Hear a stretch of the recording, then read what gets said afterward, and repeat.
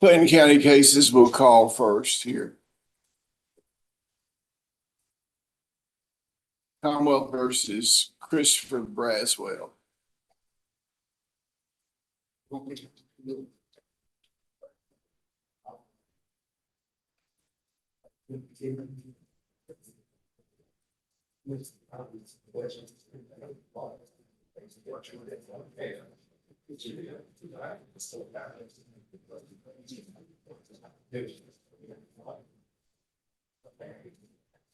You are Christopher Braswell, Yes, sir. born in 1999. Yes, sir.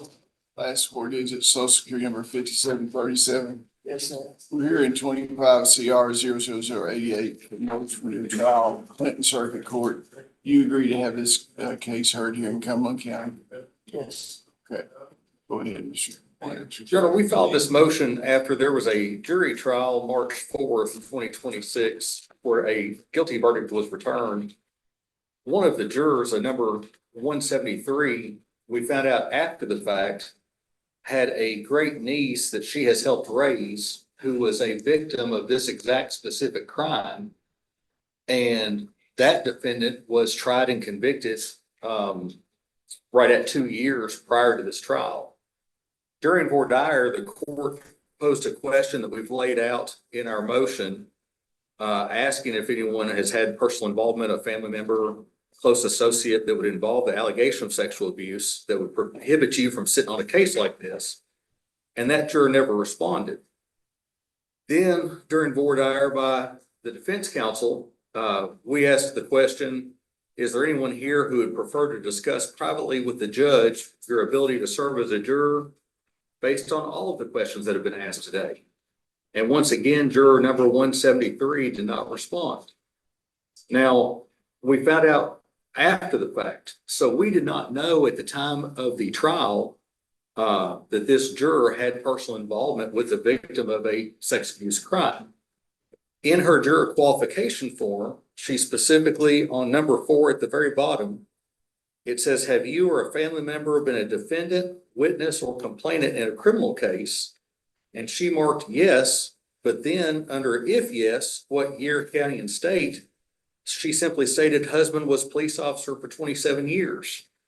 Once again, not making reference to the child that she's helped raise that was the victim of such a crime. We've stated in our motion case law that says if the juror is silent, that doesn't give us the opportunity to strike that person either for cause or preemptory strike. Therefore, we're stating to the court that because we did not have knowledge of that and the juror did not raise her hand or submit to the court that she did have that connection, my client's trial was unfair and we did not have. What kind of connection was there again? What was the connection? Her great niece, I believe age 4, that she is helping raise. She takes this child to ball games. She takes this child all around town, was the victim of a sex abuse crime. Yes, Your Honor. As the court's aware, I didn't try this case, but there was extensive voir dire in it, about 2 hours. And this juror was asked this question by the court. She was also examined individually by Mr. Poindexter because her husband was captain in the state police.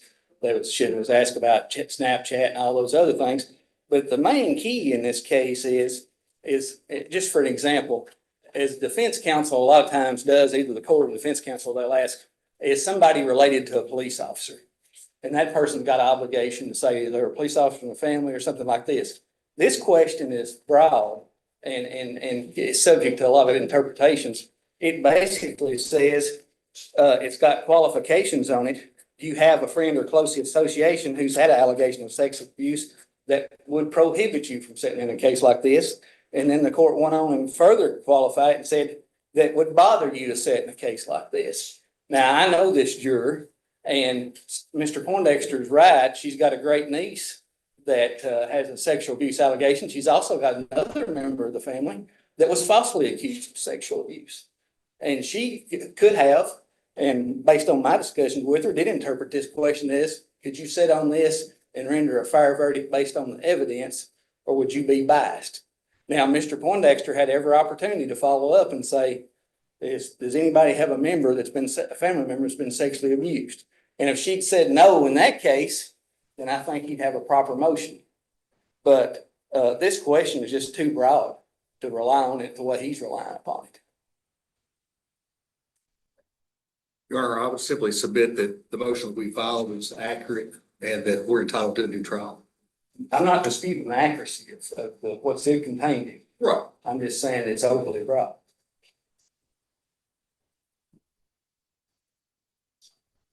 How did you find this information out? I received a call from the mother of my client that her sister knew that juror and knew the connection. Mother, your client knew the sister of the juror. Well, evidently, after I did some investigation on this juror's half-sister is married to some of Mr. Braswell's family, and her husband and his brother-in-law fish a lot. So I wonder if they were intentionally left on. I cannot foresee that Mr. Braswell's family member did not know who this juror was based on this family connection. So I'm wondering why she was left on the case. Or that was a decision by me, not knowing that there was any connection. Well, I'm just saying his family did. Right. But How much time did he get? 7 years. That's it.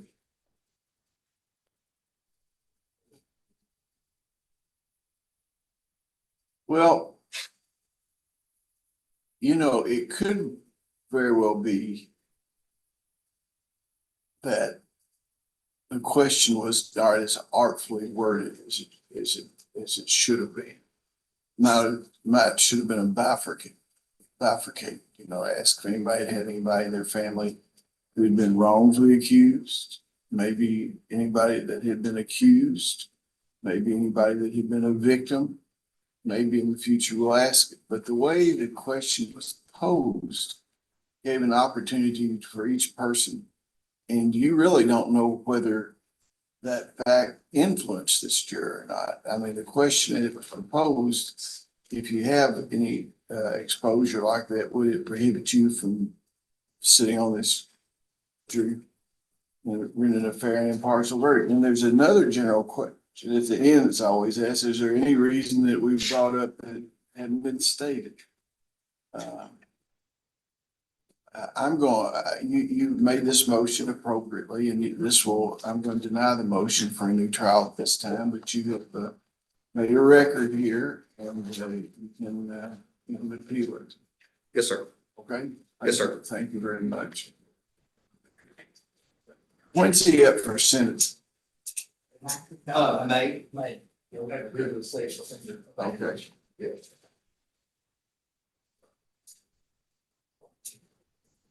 James Shelton. Clinton, sir.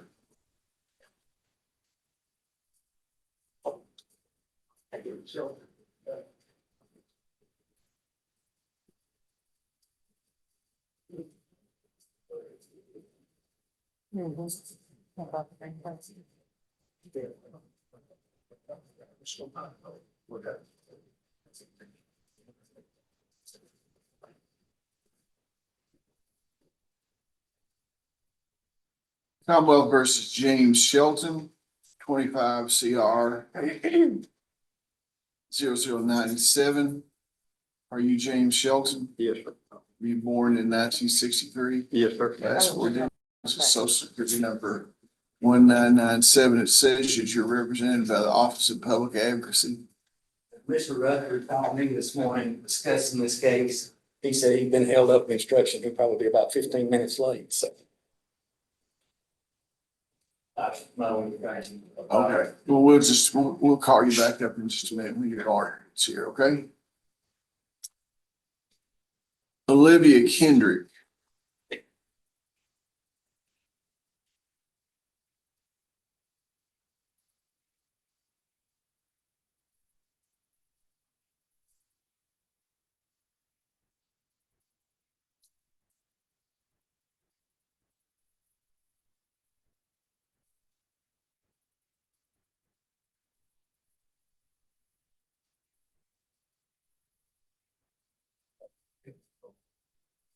Did he understand it?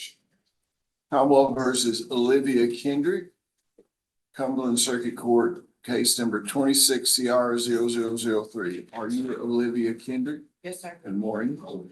You were born in 1997. Yes, sir. Last four digits, social security number 8382. It's a motion to enter a plea, is that correct? Yes, pre-trial diversion, Your Honor. A motion has been tendered that says you wish to enter a plea today, is that correct? Are you currently under the influence of drugs or alcohol? Is this plea freely and voluntarily given? Are you the same person that we just identified in 26CR003? Is your judgment impaired today in any way?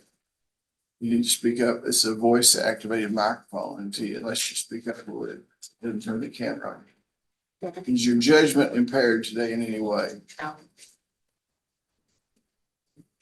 Have you discussed these charges with your attorney and you're satisfied with his advice? Yes. Have you reviewed the evidence the Commonwealth has against you? You believe you're fully informed about your case? Yes. You understand that you do not have to enter a guilty plea today. You have certain rights under the Kentucky and United States Constitution.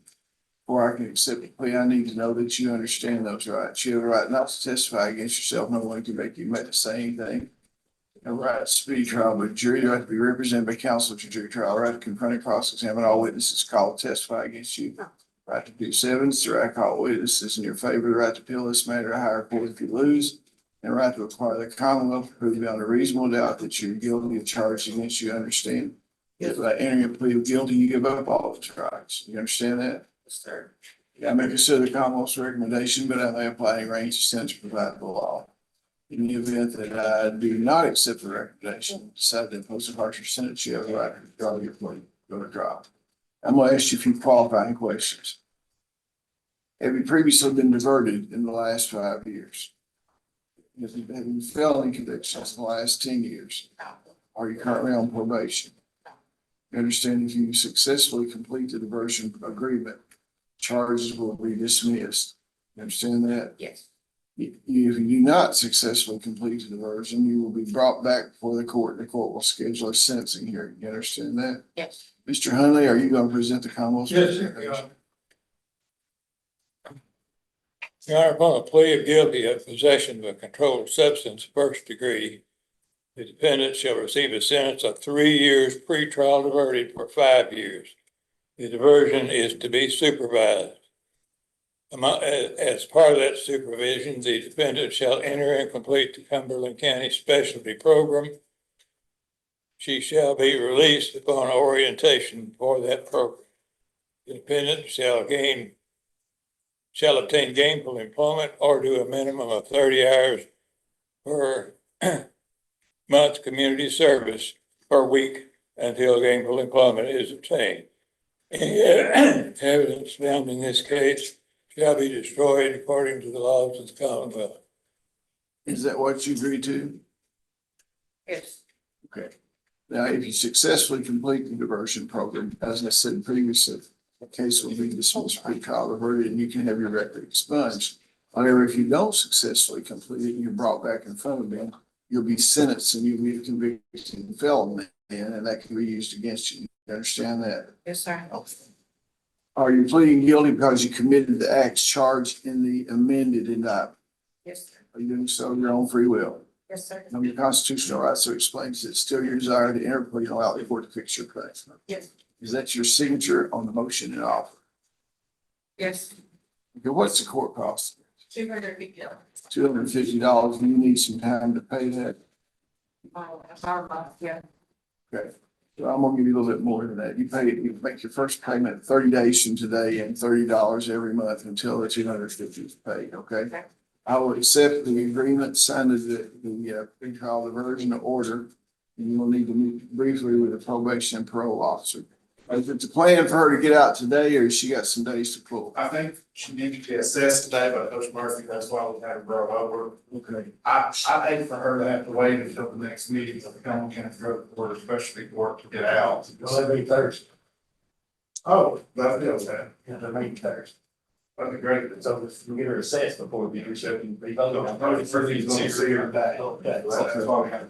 And then they schedule orientation. If they let her in, we'll see how long it is to orientation. Y'all, if it's a long time, we can talk today. Okay. Hey, thanks a lot. Commonwealth versus Ethan Combs.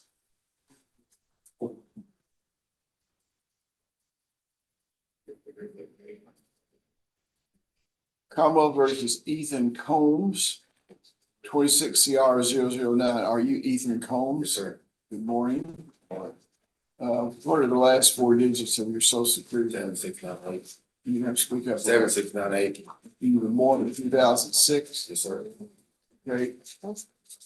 This is a rocket docket information case. It is, Judge. Okay, this is, was in district court is 26F 005. The name, number assigned here is 26 CR 009. Is proceeding by information. Did you agree to proceed by information? The information charges you with possession of controlled substance, first degree meth. And also possession of drug paraphernalia and possession of marijuana. Do you acknowledge the information counsel received the information? Yes, sir. Okay. I waive formal reading and arraignment, and he's going to enter a plea. Is that That's correct, Judge. Is this a felony plea? It's a diversion, yeah. Okay. I've just been informed that you wish to enter a plea today. Is that correct? Or you have to speak up. It's a voice activated microphone. Okay. Are you currently under the influence of drugs or alcohol? No, sir. Okay. Is your plea freely and voluntarily? Yes, sir. You're the same person that we just identified Yes, sir. in 26 CR 009. Is that correct? Yes, sir. Is your judgment impaired in any way Yes, sir. today? Have you discussed these charges with your attorney? Are you satisfied with his Yes, sir. advice? Have you reviewed the evidence which the Commonwealth has against you? Do you believe you've been fully informed about the Yes, case? sir. You understand that you do not have to enter guilty plea today. You have certain rights under Kentucky and the United States Constitution. Before I can accept the plea, I need to know that you understand those rights. You got a right not to testify against yourself. No one can make you say anything. Right to be represented by counsel at your jury trial. The right to confront and cross-examine all witnesses called to testify against you. Right to produce evidence, the right to call witnesses in your favor, right to appeal this matter to higher court if you lose, and the right to call the Commonwealth to plead no reasonable doubt that you're guilty of charge against you. Understand that by entering a plea today, you go back to those rights. Yes, sir. Now, we consider the Commonwealth's recommendation by applying range of sense provided by law. I don't have to accept the recommendation. In the event that I do not accept the recommendation and decide to impose a harsher sentence, you have the right to withdraw your plea of guilty and proceed to trial. And I'm going to ask you a couple of qualifying questions. Have you previously been diverted in the last 5 years? You have any felonies in the past 10 years? Are you currently on probation? First start today. Do what? First start today. Starting on this case. You understand that if you fully complete the diversion program, the charges will be dismissed and you can have your record expunged. But if you don't successfully complete the program, you brought back in front of me, I revoke you as a convicted felon. That could be used against you. You understand that? Yes, sir. Mr. Hunley, what's the Commonwealth's record? Upon plea of guilty to possession of a controlled substance first degree, namely methamphetamine, the defendant shall receive a sentence of 2 years, pre-trial diverted for 3 years. The diversion is to be supervised. The defendant shall be assessed and follow any recommendations of the social service clinician, and the defendant shall receive credit for time served, shall, as a part of the supervision, obtain gainful employment or do a minimum of 30 hours community service per week until work is obtained. And agrees that any evidence obtained in this case be destroyed in a manner consistent with the laws of the Commonwealth. Is that your understanding of Commonwealth's offer? Sir. Are you pleading guilty because you did commit the acts charged in the indictment? Are you pleading guilty because you did commit the acts charged in the Yes, sir. information? Yes, sir.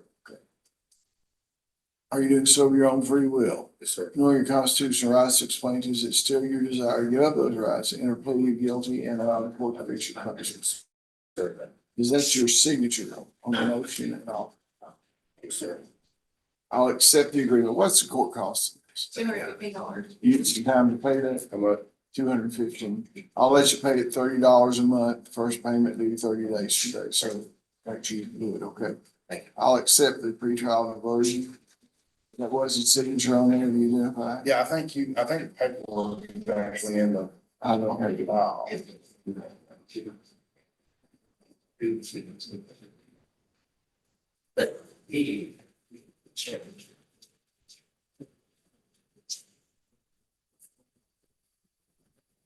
So you can find that signature book.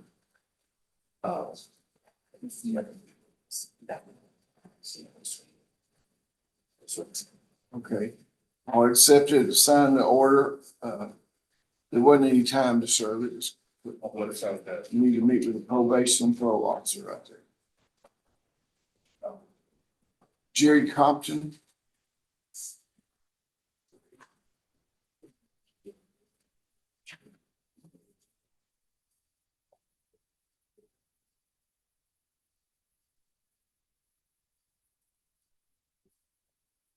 Combo versus Jerry Compton. 26 CR 006 yard Jerry Compton. Yes, sir. Good morning. You were born in 1973. Yes. Last four digits, social security number 4287. This is Mr. Cross's case. I think he's in court in Metcalf County and see who's going to be a little late. That's great. Okay, so we'll pass over your case and call you back. Okay.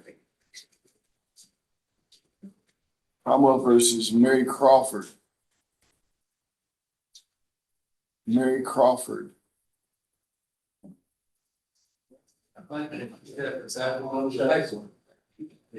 Okay. Okay, well, let's pass over Mary Crawford and go to David Freeman. Cromwell versus David Freeman.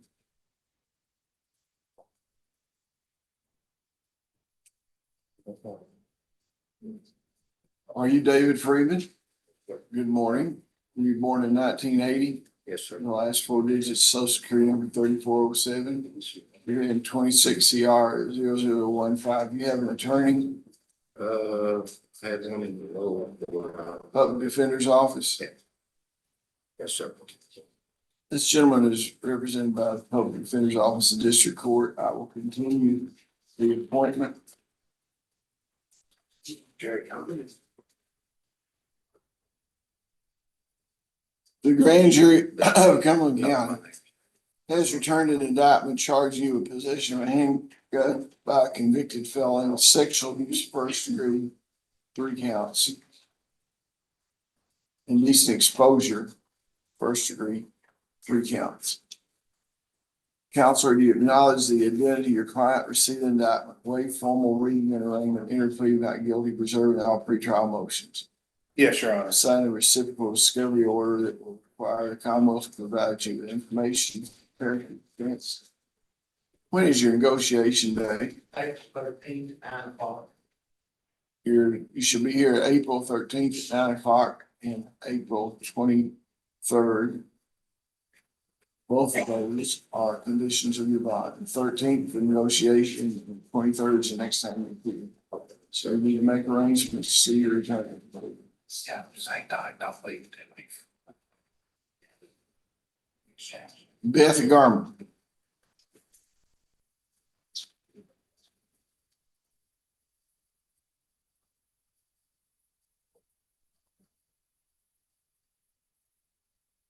Good morning. Morning, sir.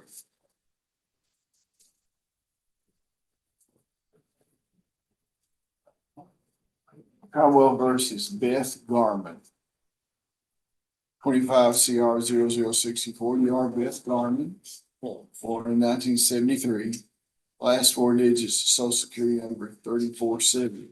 You're here for sentencing. Have you looked at the pre-sentence investigation report? We have, Your Honor. Is it substantially correct? It is, sir. Is there any reason they should not be sentenced today? No, Your Honor. Or pleaded guilty to operating a motor vehicle under the influence? The defendant should receive a sentence of 5 years, serve 120 days without probation for 5 years. Is that the only charge here? Yes. Now, this morning I received a call the jailer who was gonna try to be here tonight. He has concerns about whether they will accept her at the Adair County Jail because of her medical condition, because they don't have a nurse there on duty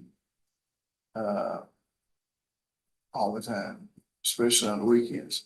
Now, I don't usually delay sentencing, but that raised Thomas J. Brown. I don't think he's ever called me in all the years he's been on a situation like this, you know, about that. What do you have to say about that, Mr. Poindexter? Your Honor, there's actually a case on point. I'm not talking about the case, I'm talking about the facts. Oh, yes, sir.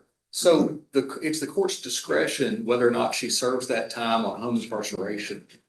There is a case on point called Rice versus Commonwealth that was a DUI fourth that the Kentucky Supreme Court says that the court can let them serve the remainder of their time on home incarceration. She's got 54 days credit, so she would have 66 days left. And so that's what we're asking the court to do. Well, I don't have any doctor's statements or anything. You know, I've seen her in a bad situation when she comes here. And her grandmother actually came to my house to attempt to speak to me about that. His mother, her mother came to my house and said, grandma. And I told her I couldn't talk to her about it. Didn't talk to her about it, I'm disclosing that. What's your position on this, Mr. Stockton? Well, it puts me in a difficult position because I think of one of the cases, and I'm not saying Ms. Garvin does this without any proof. I don't know what her condition is and whether she can serve in jail. I remember Mr. Cross had a client in Clinton County, he always told his oxygen tank with him. But then when the sheriff came to his door, one time they had him on video, he was jumping, he could almost do jumping jacks. And I'm not saying Ms. Garvin's like that, but I think we need some medical proof is my What I'm point. gonna do is go ahead and sentence her today. And I'm gonna they'll examine her for intake at the Adair County Jail. And she probably won't get out of the Adair County Jail with a Class D felony.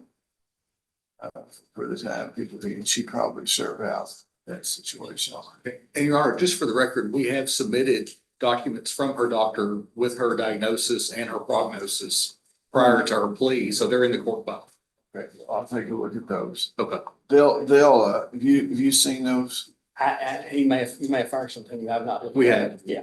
Okay, well, I will see what they say at the intake up there too. See, and I would think that the medical records should be sent with her. When she goes, who's transporter? Is Tom Shea coming back to transporter? Or? His assistance is here back. Okay, we'll give those medical records to them. Okay, what's court cost? $695. $695, and you can start paying that at $30 a month. 30 days after your release. We'll take a look and see what they say. That should happen in time for us to make some decision on it today. If they take her on up there and they look at her at the jail, if they refuse to take her, then we'll have to deal with that then, okay? Yes, sir. That was previously submitted before the plea. Just let the court know. The You talking about the medical record? Yes, sir. Yeah, well, see, I have a lot of cases. I didn't remember that they were submitted before. I understand, Your Honor. Accept your word for that. We'll pull those and make sure they make a copy of those and make sure they go up with her to make sure they look at the medical It's a situation. letter from supervisor. Is that just a letter from the, There's also some Jane Crawford hospital records, but I can go over there and talk to the clerk. I don't want you talking to the clerk. Well, I just want to show her, make sure. Talk to this clerk over here, okay? Okay. Send the file over this way. Okay, well, thank you very much, and we'll keep our eye on it, and Mr. Poindexter, you just make sure you're available this morning, sometimes if they call back, we'll take her. Yes, Your Honor. Commonwealth versus Bobby Garment.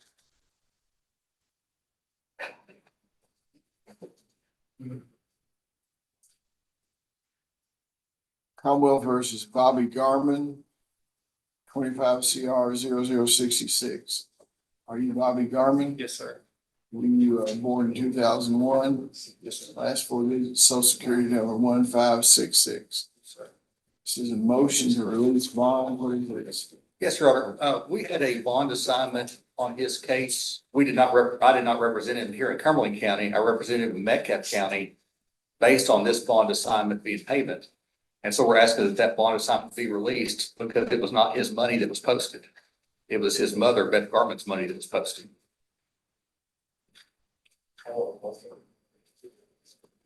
I'm a little lost here.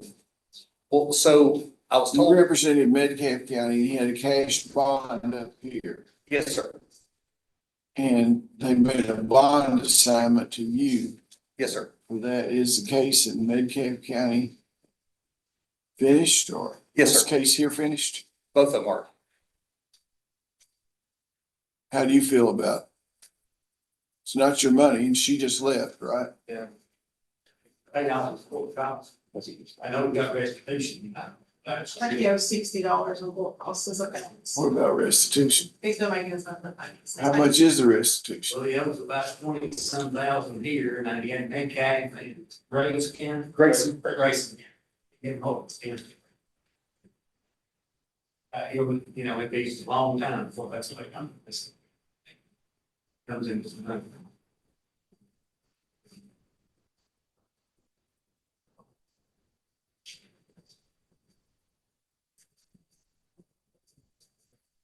What's your position on it?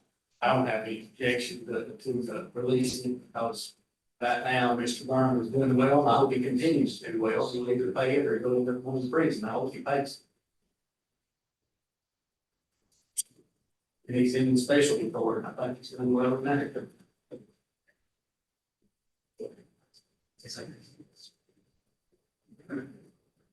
It's not like they can tax this money anyway, because it's money.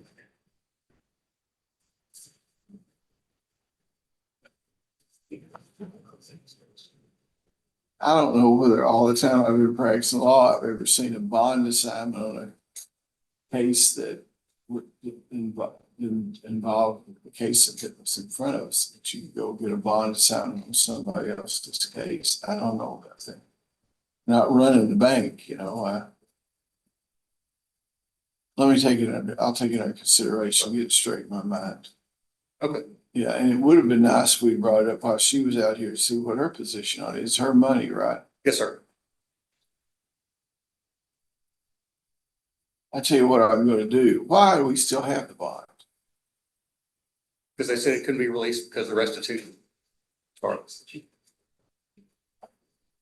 Yeah, that is a problem. It's not his money.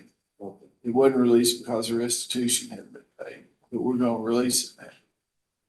Yeah, there's two problems. There's one, I don't see any benefit of holding the money if it's hurt because the victims can't attach to the money. They can't sue you and get a judgment attached to money if it's her money. And if you do, I guess it's a problem, keep holding the money if it's hurt. So it's an odd situation. I'm gonna release the money to her. And you can do with her what you need to do that way. I'm not going, I'll release it, have the check made to her. She signed the $7,500 bonus. You want, She signed the bonus on it for $7,500, so she wanted extra. I'm not gonna accept a bond assignment on a different case. I appreciate it, but I will make the check to her and you and her can work your deal. Okay. Okay. Thank you very much. Jason Graham.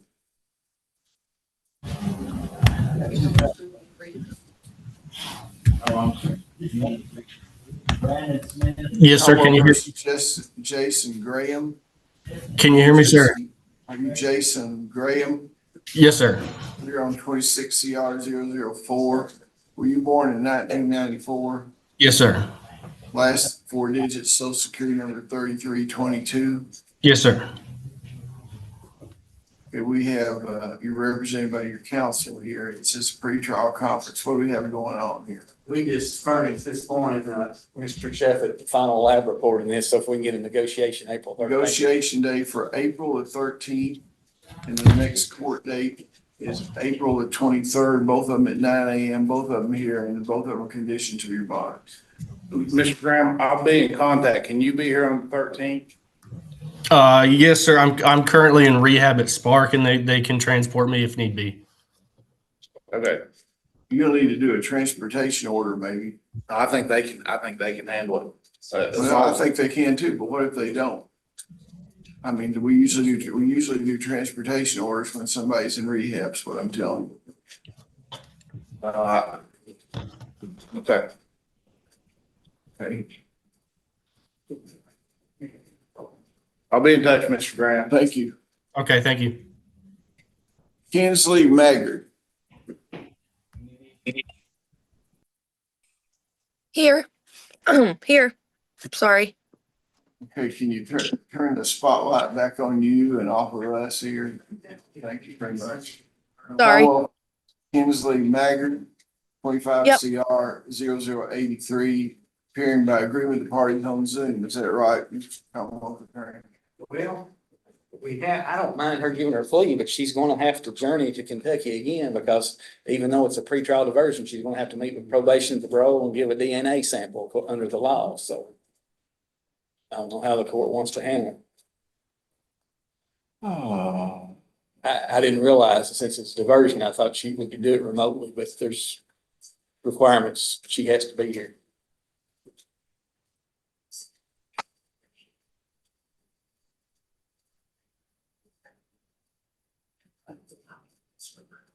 Let's bring her back on April. Can you be here on April the 23rd, young lady?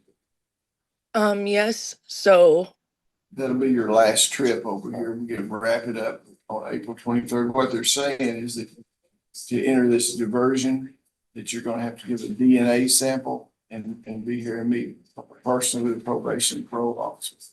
So if you'll be here on April 23rd, you can expect not to have to stay unless there's some intervening thing between now and then, okay? okay. So they told me that I was on unsupervised probation. Does that still mean? It is still unsupervised. It's just they gotta have that in their file. Yeah, That's just standard procedure. it is unsupervised, but there's certain information that they take from you anyway. You're still on Oh, okay. probation. Nothing's changing. It's just that they have to have your presence here, okay? Okay. Okay, April the 23rd at 9 a.m. Great. Thank you very Okay. much. Thank you. Michelle Martin says active warrant. Put her in the after. Landon McIntyre. He's here. Fort Raymond.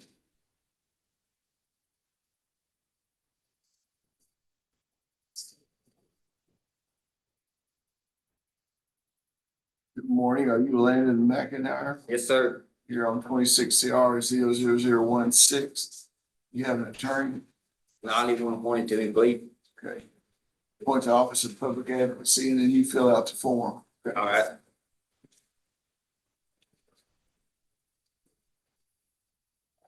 The grand jury of Cumberland County has returned an indictment charging you with possession of controlled substance, first degree, possession of drug paraphernalia,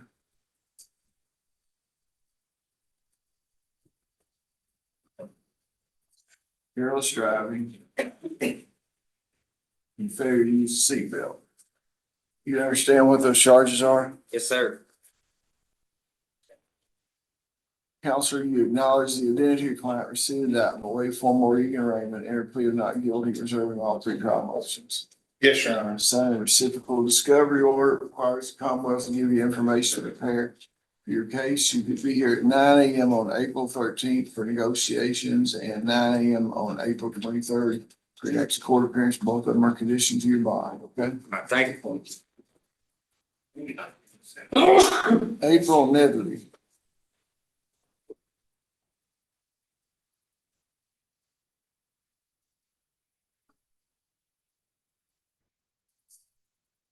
Caldwell versus April Nethery.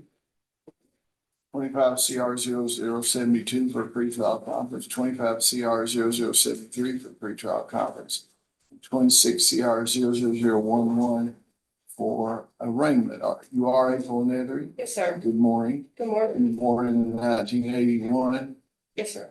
Last 4 digits, social security number 5139.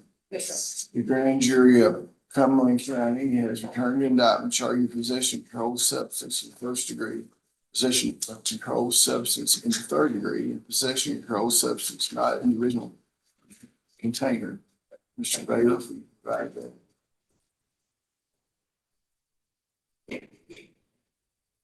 Counsel, you acknowledge the identity of your client received indictment and wait formal reading arraignment interplea of not guilty in 26 CR 00011.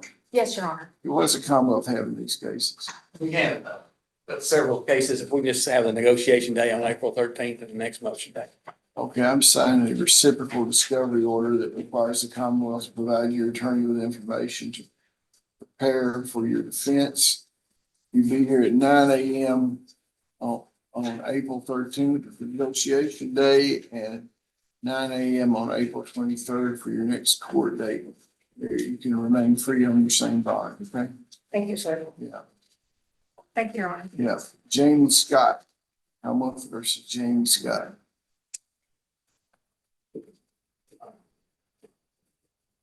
This is 25 CR 00018. Are you James Scott? Good morning. This is 25 CR 00018. Were you born in 1985? Yes, sir. Last 4 digits, social security number 9033. Yes, sir. Probation revocation. What does the Commonwealth have to say? Your Honor, this was before the court last month. She's on probation for 12-month sentence on drug paraphernalia, probated for 2 years. She got a new DUI on February 16th, 26. She went to probation parole, was positive for meth on February the 27th. She was referred to the SSC and they put her in outpatient treatment. And, so that's where we are on the case. I don't think the DUI has been finalized yet. What county was the DUI in? It was here. And, I don't know if she's employed or not either. She's doing some babysitting, but no public. No public work, so there's where we are.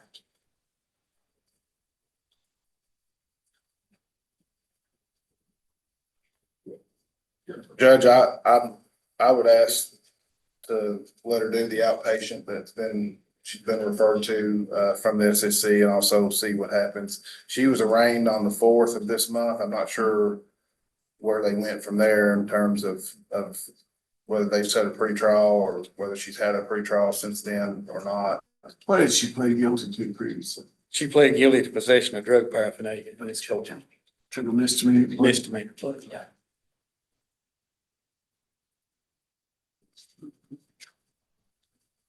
I would put her in the specialty court if it wasn't for the misdemeanor plea. They won't take her in there because it takes so long to get through. She probation will end before she could get through it probably.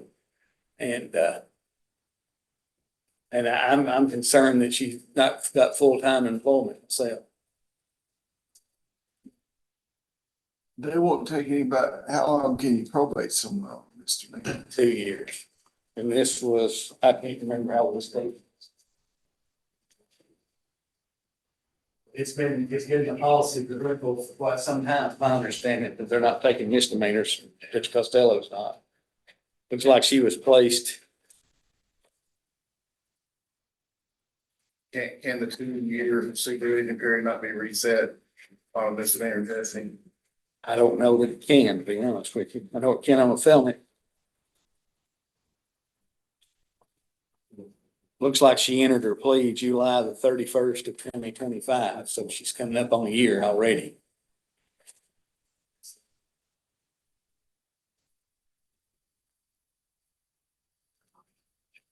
I'm going to ask her if she agrees to continue her probation for another 2 years from today.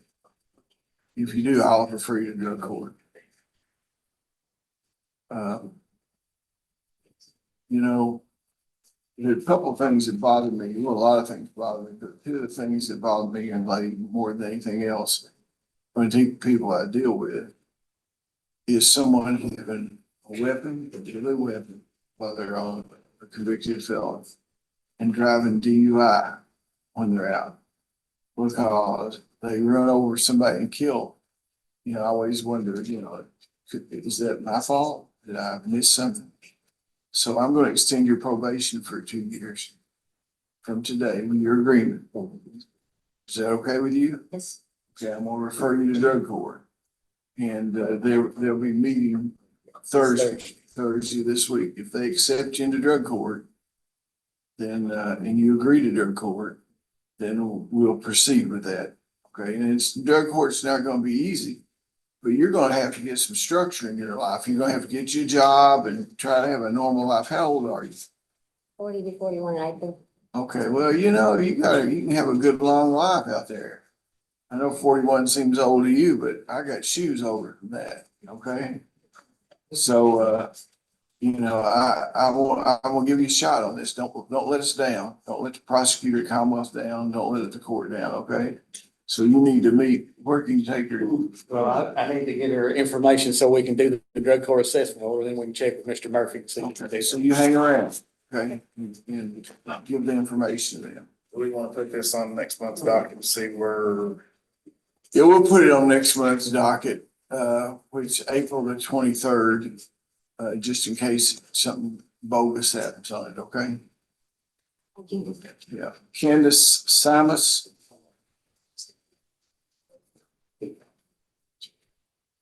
Commonwealth versus Candace Samus, 25 CR 00076. Are you Candace Samus? Is that how you Yes, sir. say your last name? Yes, Your Honor. Okay, were you born in 1985? Yes, Your Honor. Last four digits, social security number 7515. You're here for the purpose of arraignment. You're represented by counsel. Yes, You Your have a Honor. right to remain silent. The grand jury of Cumberland County has returned an indictment charging you with trafficking synthetic drugs, first degree, trafficking marijuana,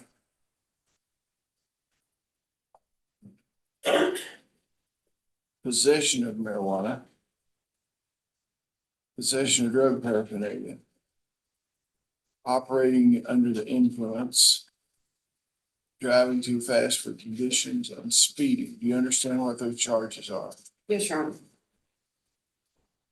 Counselor, you acknowledge the identity of your client, receive the indictment, await formal reading and arraignment, enter plea not guilty, reserve all pretrial motions. I do, Your Honor. You'd appear at 9 a.m. on April 13th for negotiation day and April the 23rd for your next court appearance. Silas, both of those are conditions of your bond. You understand that? Yes, Your Honor. Okay, thank you very much. Thank you. Have a wonderful day. Thank you, Judge. Yeah, thank you. Janessa Smith.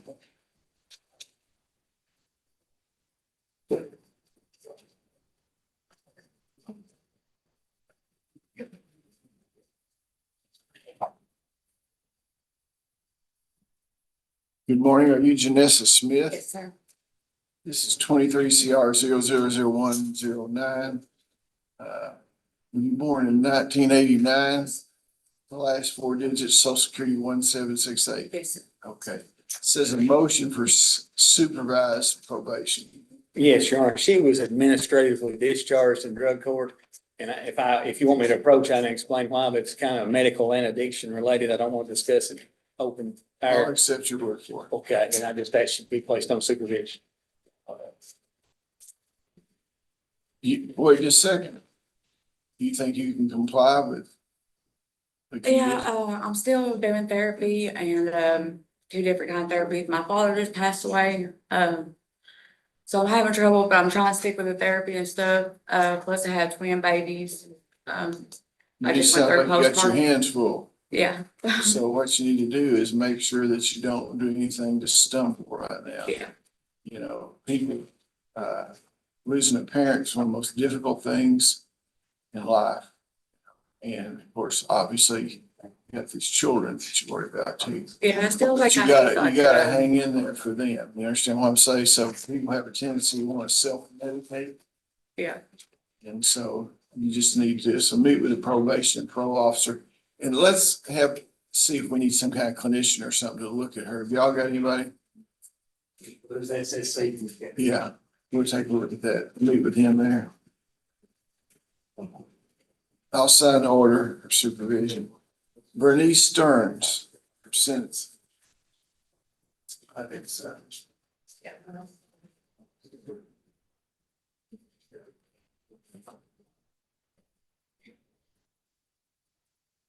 Good morning. Good morning. Are you Bernice Stearns? I am. This is 25 CR 0068. Ms. Stearns, were you born in 1982?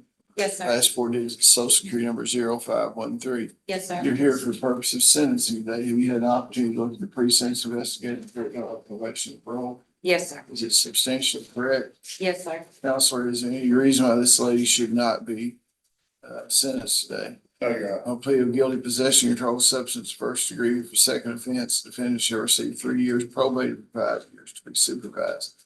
Upon a plea of guilty to failure to maintain insurance, shall receive a fine of $500. Defendant shall pay at the rate of $50 per month after rehabilitation. This sentence shall run consecutively with case number 19 CR 00106 and lieu of revocation of shock probation in 19 CR 00106. The probation period shall be extended for 5 years. You agree to that, correct? Yes, sir. Now, what are the entire court costs? $725. $725, and the agreement was $50 a month. Applies to the whole $725. Is that right, Mr. Stockton? Now, what kind of rehab?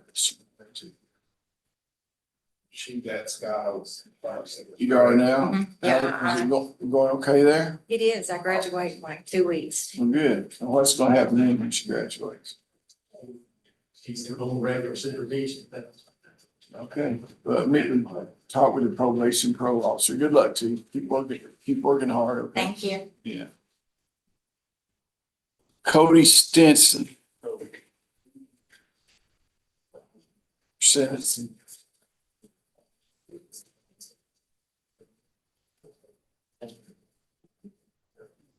Cody Stinson.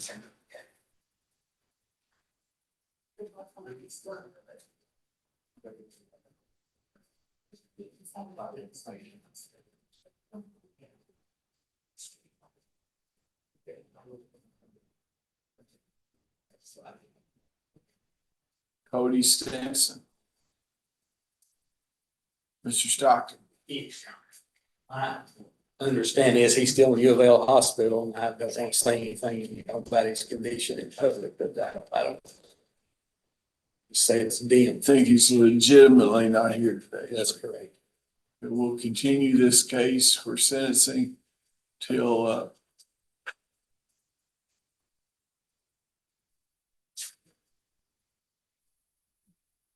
April 23rd. It's another month. Brian Thompson. Brian Thompson.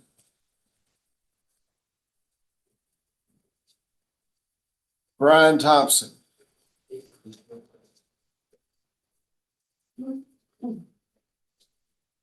Does anybody know anything about Brian Thompson? No, he's not a new felony. I don't know if he's incarcerated or not. We should have a hold on him if he's not, if he's been the revocation concerned. Y'all see if you can find out where Brian Thompson is.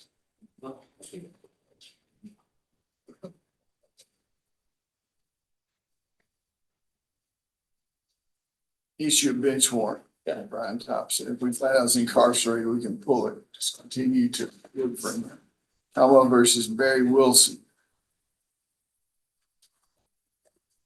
Barry Wilson. He also has a new felony in Clinton County, 26 CR He's 20. at Clinton County Jail, or he was, last time I was there. We're fixing to go over to the Clinton County Jail in a few minutes. Maybe we can pull him out. Gregory Wilson. 26 CR 00010 Commonwealth versus Gregory Wilson. I'm Gregory Wilson. Yes, sir. You're born in 1985. Yes, sir. For the last four, is your social security number. Last four digits of your social security. 3736. Okay, you're here on information. The information that you entered into,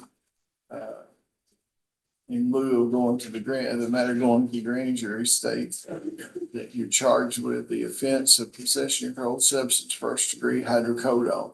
Do you agree for this case to proceed under information? Yeah. Is this a felony plea here or a pretrial diversion?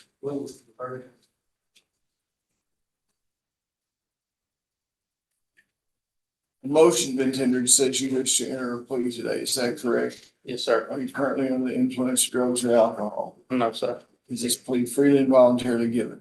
Yes, sir. Are you the same person named in what is now 26 CR 00010? Yes. And that you, and you discussed this matter with your attorney, are you satisfied with his advice? Yes. Is your judgment impaired today anyway? No. And review the evidence Commonwealth has against you, believe you're fully informed about your case. Yes, sir. You understand that you do not have to enter a guilty plea. You have certain rights under the Kentucky and United States Constitution. Before I can accept the plea, I need to know that you understand those rights. You have a right not to testify against yourself. No one can make you say that. The right to speedy trial by jury, the right to be represented by counsel at your trial, the right to confront and cross-examine all witnesses called to testify against you, the right to produce evidence, the right to call witnesses in your favor, the right to appeal this matter to higher court if you lose, the right to require the Commonwealth to prove on a reasonable doubt that you're guilty charged against you. Understand it by entering the plea of guilty today. Give up all those rights. You understand that? Yes, sir. Now, I may consider the Commonwealth's recommendation, but I may apply my own dissent to provide law. I don't have to accept the recommendation. In the event that I do not accept the recommendation and decide to impose a harsher sentence, you have the right to withdraw your plea of guilty and proceed to trial. You understand that? Yes, sir. I'm going to ask some qualifying questions here. Have you previously been diverted in the last 5 years? No. Any felonies in the last 10 years? No. Are you currently on probation? No. You understand if you fully complete the diversion program and charge to be dismissed or pre-trial diversion, you have your record expunged. You understand that? Yes, sir. But if you do not fully complete the program, you're brought back before me and it's revoked, then you'll be sentenced as a convicted felon that can be used against you in the future. You understand that? Yes, sir. Mr. Hunley, what is the Commonwealth's recommendation? Upon plea of guilty to possession of a controlled substance, first degree, namely hydrocodone, the defendant shall receive a sentence of 2 years, pre-trial diverted for 3 years. The diversion is to be supervised.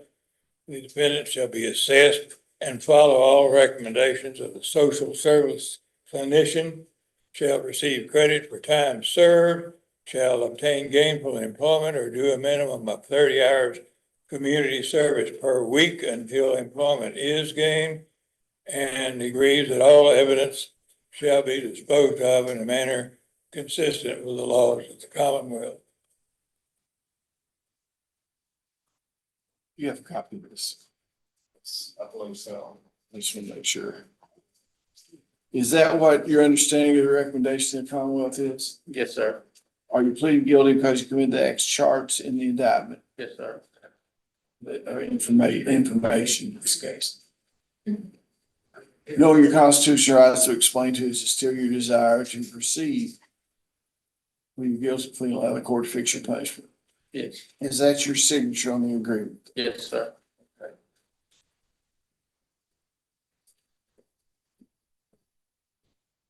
I'll accept the agreement, and sign the diversion order. You need to meet with a probation and parole officer. Okay, what's the court cost? $190. $190. You need some time to pay that? I've got, I think 250 that was on my bond. Can I just take it out of that? Pay it today? Sure can. You have a little to spare. Go to Walmart. I'll give that to my next Yeah. deal. You got another deal? It's same as with this. That's not. Thank you. Sir.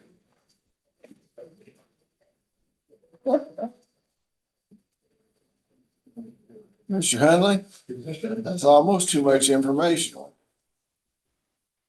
I'm sorry. That was almost too much information. Wasn't it? Well, sometimes it just slips out, Judge. Okay, let's go back to Jerry Compton. Mr. Cross is back. Good morning, Your Honor. Good morning. Combo versus Jerry Compton, 26 CR 0006. Are you Jerry Compton? Sure. Good morning. On your born in 1973. Yes, sir. Last 4 digits of social security number 4287. Yes, sir. What does the Commonwealth have to say in this case?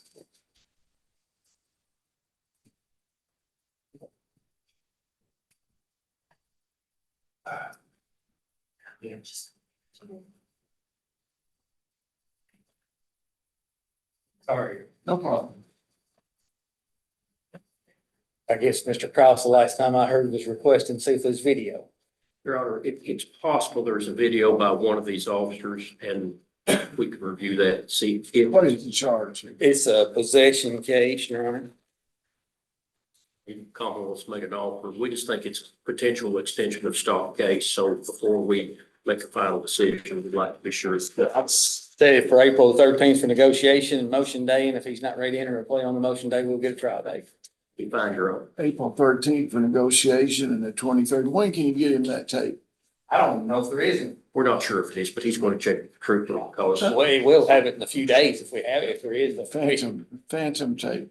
Well, he's doing his due diligence and we'll do ours, but I doubt there is one since it's local style. 13th and 23rd. 13th and 23rd, okay. Thank you, Your Honor. It's all I have today, I believe. Oh, and congratulations on being. Thank you. grandfather. We're excited. And it's I'm sure you have photos. Just go ahead and put them up on she's a Facebook. clone of her big sister. Just a Yeah. clone. So if you've seen one, you've seen them all. It's dangerous to say that. Okay. That's just the way it is. Thank you. Congratulations.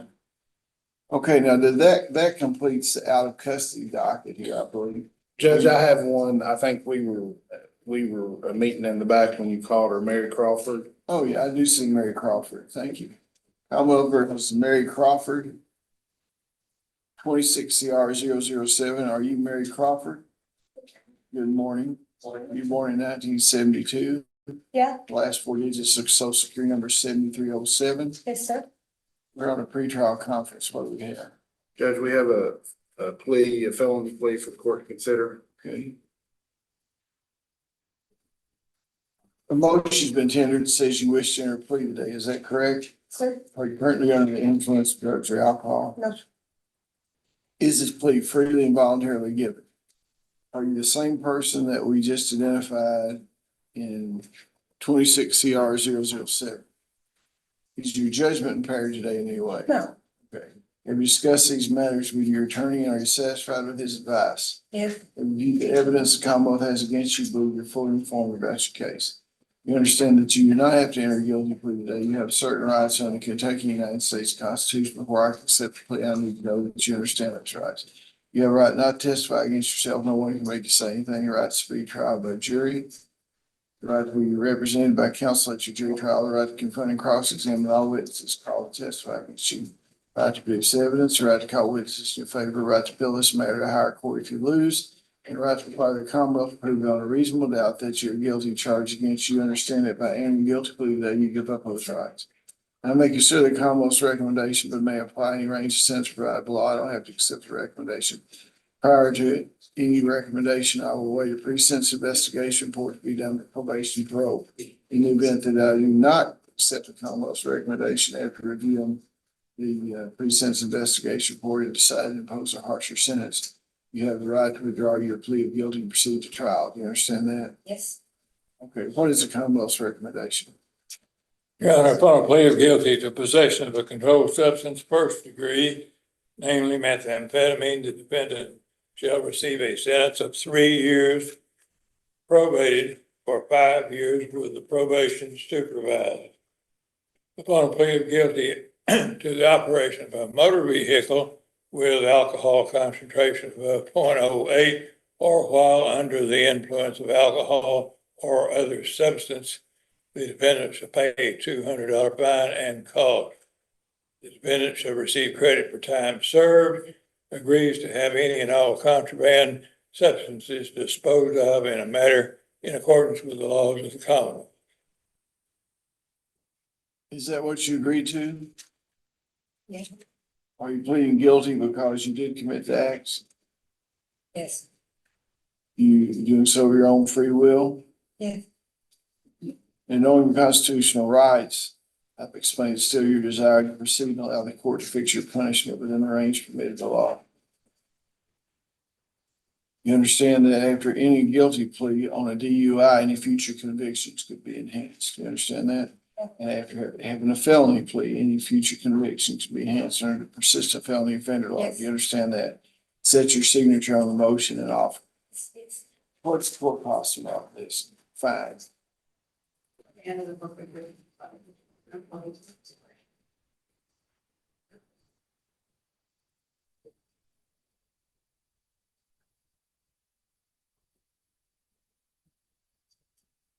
$905. $905. Now you're gonna need some time to pay that. Okay, I'm gonna let you pay it $50 a month. First payment 30 days from today. Okay. You'll need to meet with probation. Judge, are we gonna do, we're good with waiving separate sentencing, but are we gonna do a separate sentencing on her? No, she's gonna have to come back for sentencing. Okay. On the felony case. She needs to meet with the probation and parole officer to set up taking the information. Sentencing will be on April the 23rd, okay? Your Honor, she's had a condition of a leg monitor and she's had that for about 2 months now. And she's appeared at her court appearances. She appeared at our settlement conference. She stayed in contact with me. I have no objection to removing that as conditions down the same bond, okay? You're gonna need to get the probation to be inside and be back here, right? Don't you be anywhere near a vehicle driving until we get there, okay? Okay. Schedule sentencing. Could you get Thomas J to come out here just for a second? Yes, sir.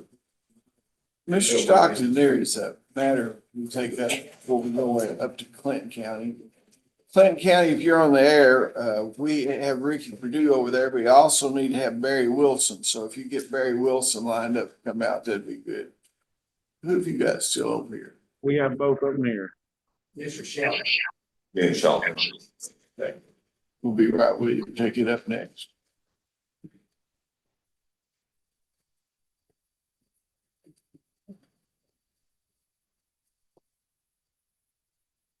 Judge, he's working the issue, he'll be out just minute. You know what? He's working the issue, he'll be out just. Okay, James Shelton then. Shelton. Y'all need some help back there? No, we're good. And Your Honor, I apologize for my tardiness. Well, I'm all right, but bailiff's not. What, before we take that up, what was the name of that prisoner that they were gonna send you out to? Eddie Scott, Commonwealth versus Eddie Scott. It's a child support thing, and where is he located at? Arizona. Florence, Arizona. It's like 1,700 miles each way on you got a holder on him. What's y'all's position? You want him?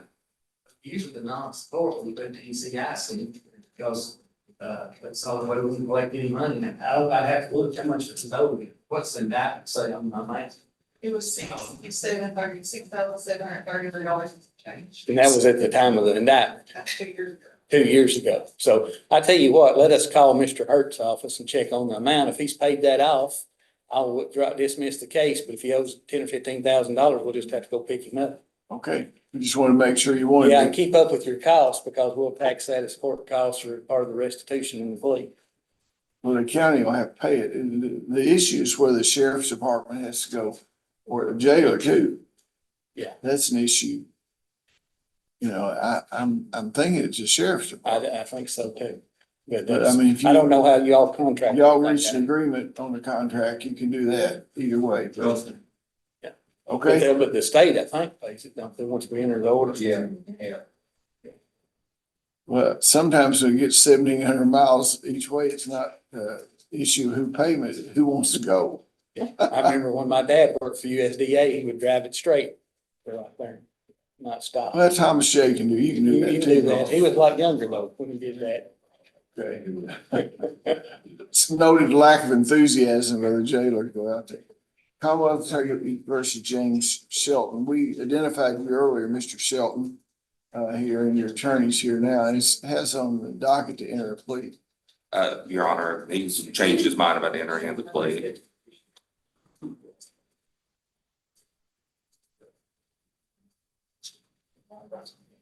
We've had a change of heart here on a plea. When is he That's fine. scheduled for trial?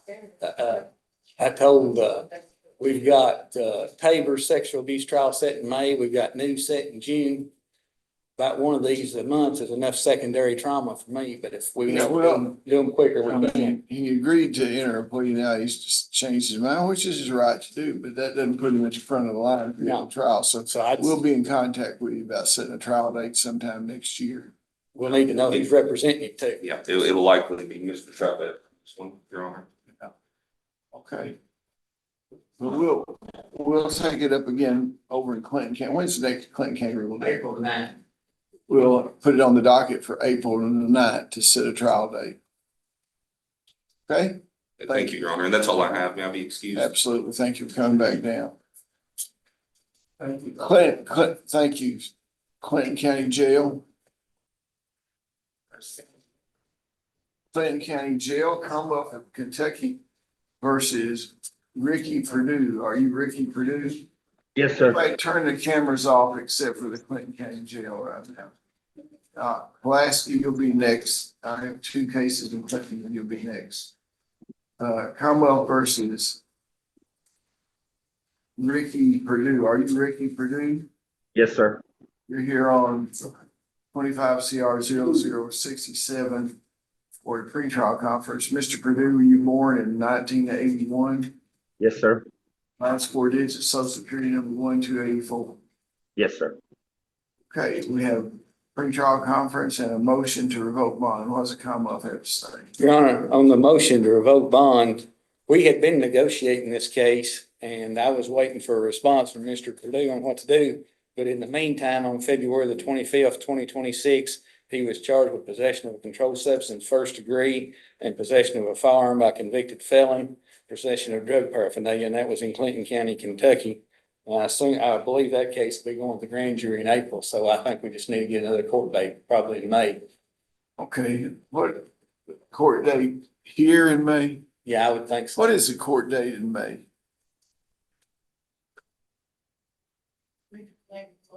I believe it was gonna be changed. I don't know. Megan, if you're on back there.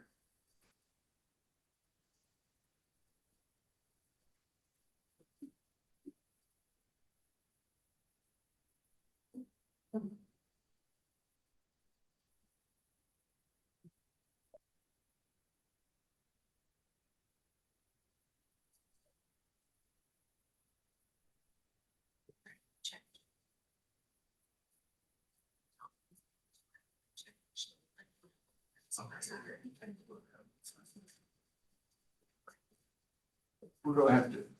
Let's go off the record just for a second.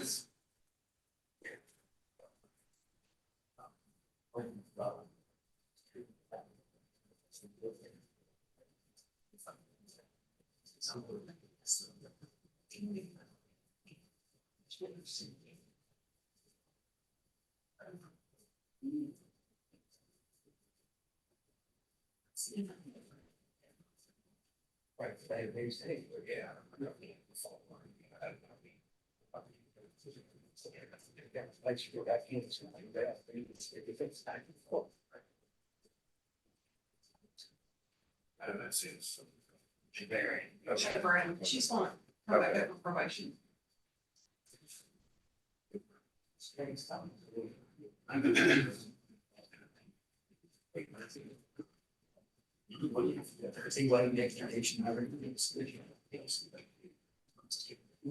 Not today.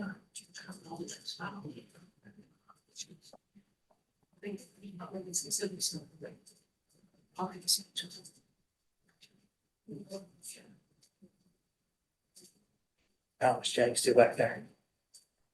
See if you can get that laptop. Just for you, just. Thank you.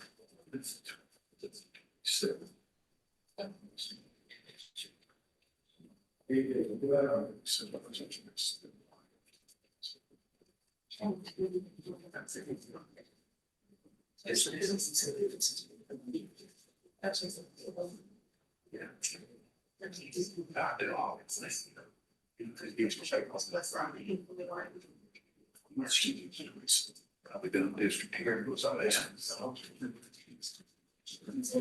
Okay, we're gonna change that rule date to the 27th. It'll be a problem because district court's going on at the same time. You cover the district court also. No, I have Clinton District that day, but somebody have to go over there for that. Okay. We'll work around it. So it is the 27th. 27th, Wednesday. That's mediation plan, that's. Yeah, I'll just have to change that. It is a rather significant day for me. It's my birthday. Oh, well, I have a surprise scheduled for that day that I'm supposed to be unaware of. so that's good. Happy birthday, I know. I'm taking out Friday today. No, I was emailed his pattern today. Still said. Okay.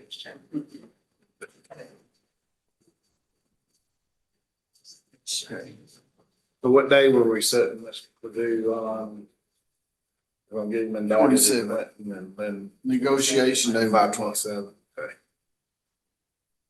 And then the bond is revoked here. Okay. Hell, no. What's negotiate, you want a negotiation day? We'll probably, once he's indicted April the 9th, we'll just get a negotiation day in Clinton County, if that's all right. So we won't set one here and for judicial convenience, we'll set it the same day. Yeah. Okay, thank you very much. Your attorney will be over to talk to you. Barry Wilson is next. Thank you.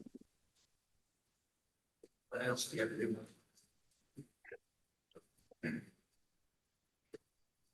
Commonwealth versus Barry Wilson, 24 CR 0037. Are you Barry Wilson? Yes, sir.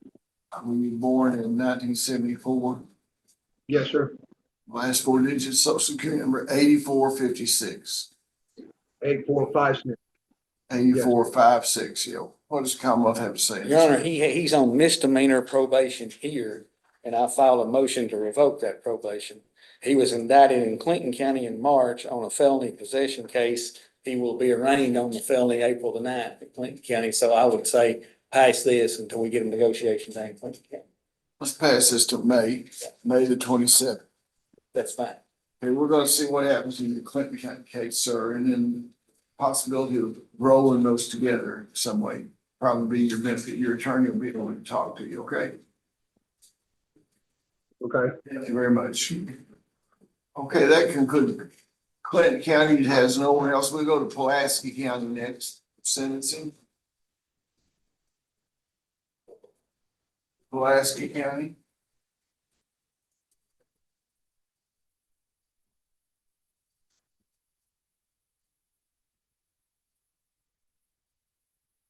Pulaski.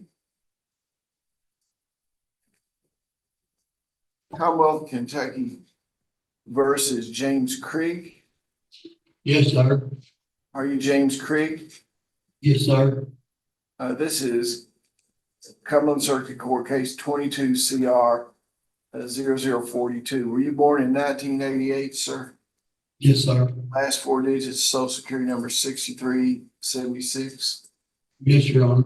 You're here today for sentencing. Have you had an opportunity to look at the pre-sentence investigation for number probation and parole? Yes, sir. Is it substantially correct? Yes. Counselor, is there any reason why this Judge. gentleman should not be sentenced today? We would ask the court to consider probation, and although I don't have a treatment bed for him at this point, we should get one for him rather quickly if that's something the board wanted to do with him. I met with him over in Pulaski County last week, and he does has got to a point where he feels like his stomach's full, so to speak, and I think treatment would do him good.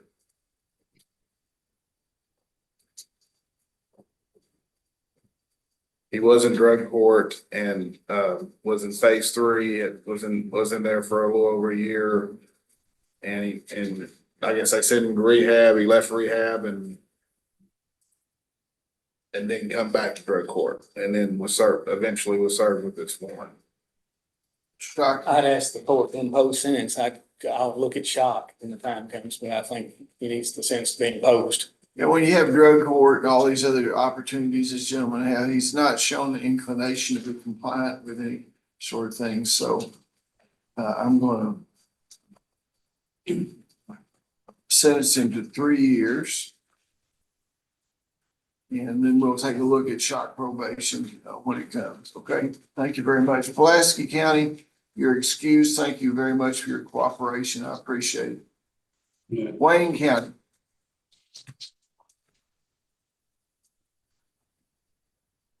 Wayne County.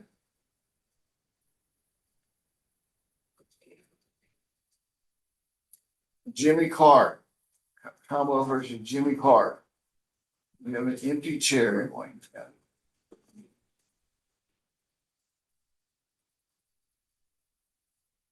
County. Wayne County.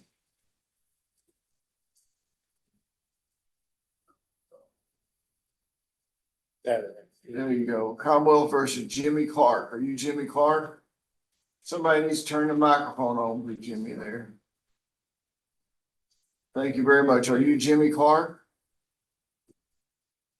The microphone still isn't on there. There it is. Are you Jimmy Clark? Yes, sir. This is 25 CR 0063. Mr. Clark, you were born in 1987. Yes, sir. Last 4 digits of your social security number 3975. We're here on a probation revocation. What does the Commonwealth have to say?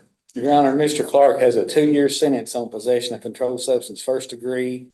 He failed to report on 12/4/25 and 2/26/26. He's had 1 positive for meth, marijuana twice. He's got a new felony in Wayne County, 26F21, possession of a handgun by convicted felon. And looks like the preliminary hearing was March the 23rd, so I don't have an update from that. I just asked that if you don't want to stipulate, I can let Mr. Garner testify to that. Judge, I haven't had a chance to talk to Mr. Clark. I did get some information this morning that I guess he's represented by DPL over in Wayne County. They've got their social worker involved and gotten him a bed. I don't know if there's some kind of Well, they're not offer. gonna be in bed with a handgun charge hanging out there right now. We'll have to find out about that. If you want to put it off, give you time to get your arms around the case. So what you're saying? Yes, Judge. We will schedule this to be here on April the 23rd. April the 23rd. Your attorney will be able to talk to you. Thank you. Wayne County, thank you for cooperation. Y'all are excused. We'll go to Woodford County now. Woodford County. Commonwealth versus Caitlin Riddle, 22 CR 0014. Are you Caitlin Riddle? Somebody needs to turn the microphone on there. It's Woodford County. Okay.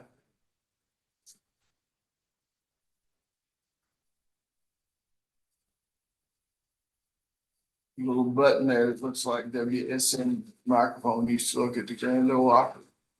Can you hear me? There you go. There you go. Hey, Yes, sir. Ms. Riddle, were you born in 2001? Yes, sir. Last 4 digits, social security number 4568. Yes, sir. UCR 00014 pretrial diversion revocation. What does the Commonwealth have to say? Your Honor, this is a case, Ms. Riddle has trying to think, a 5-year sentence. She absconded in December of 2025, arrested in February 2026. At that time, she was positive for fentanyl and meth. And if she wants a hearing, I'll have to get the officer. We neglected to get her here today. Judge, I don't think she's ready to stipulate. We're certainly hoping that the court will consider some alternatives. Okay, we'll be back here on April 23rd and have your witnesses subpoenaed that day. Okay, thank you. April 23rd? Your attorney will be, Yes. if you want a transport order, you need to get it in time, okay? Woodford County, thank you for cooperation. You're excused. Let's go to Adair County. Now you're last. Well, not Adair County. all the way last, but you're down there. There's actually a bunch of W's. Your guy's a W, right? Commonwealth versus Jason Bowers. Are you Jason Bowers? Yes, sir. This is 22 CR 0082. Mr. Bowers, were you born in 1984? Yes, sir. Last four digits, social security number 7956. We're on a shock probation revocation. What does the Commonwealth have to say? We're ready for a hearing, Your Honor. We were here last month, and I read you the contents of an EPO DVO, and they wanted a hearing, so I've got Ms. Humphrey here to testify. Okay. Put her on the stand. Catherine Humphrey will come forward.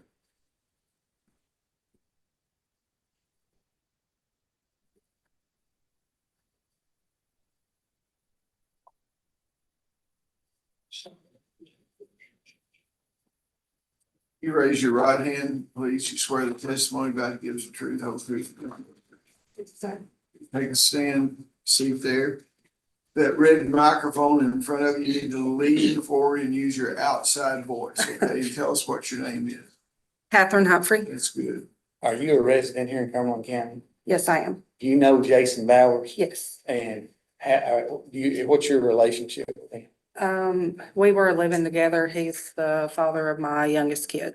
Okay, and from what time period did you all live together? From, I'm not sure exact dates. It's been, Not exactly, approximately. it's been approximately 5 years, 6 years. Okay, and at some point in time, did you cease living together? Yes. And you. Well, when he was incarcerated a few times. Okay, and were you having problems with him at home as far as his behavior Yes, And when he you- drinks. when he drinks? When he's sober, he's as good as gold. Well, now you knew he was on probation, didn't you? Yes, And you knew he wasn't supposed to drink, did you? yes. Did he, how often did he drink? Since this last time, Yes. that I know of, it would be a time or two a week. Well, I want to ask you about, all this kind of came to a head in December or January? Yes. Could you tell what happened on the first incident? On the first one in December, I have a blink camera video of where he said he was going to stab me to death if I didn't give him the car keys. And I had Paisley, our youngest, on my hip. And then, Was he drunk at that time? yes, And that was on December 23rd? yes, Okay. And did you call the law on that occasion? I did not. Okay. And did he leave, or how did that situation de-escalate? He threw the knife in the yard and then went back in the house. And I just tried to de-escalate the situation because Christmas was coming up and I didn't want to ruin Christmas. I understand. But you've got the video of that on your phone? You can Yes. play with the court stuff? Yes, And he threatened to stab you and the children, or just you? me. Okay. Now, so you all stayed together through Christmas, Yes. and did you have some more problems in January? Yes, my daughter has a brain tumor. Take your time. I'm sorry you haven't go through this. Take her a Kleenex over there. Bail. Some right there.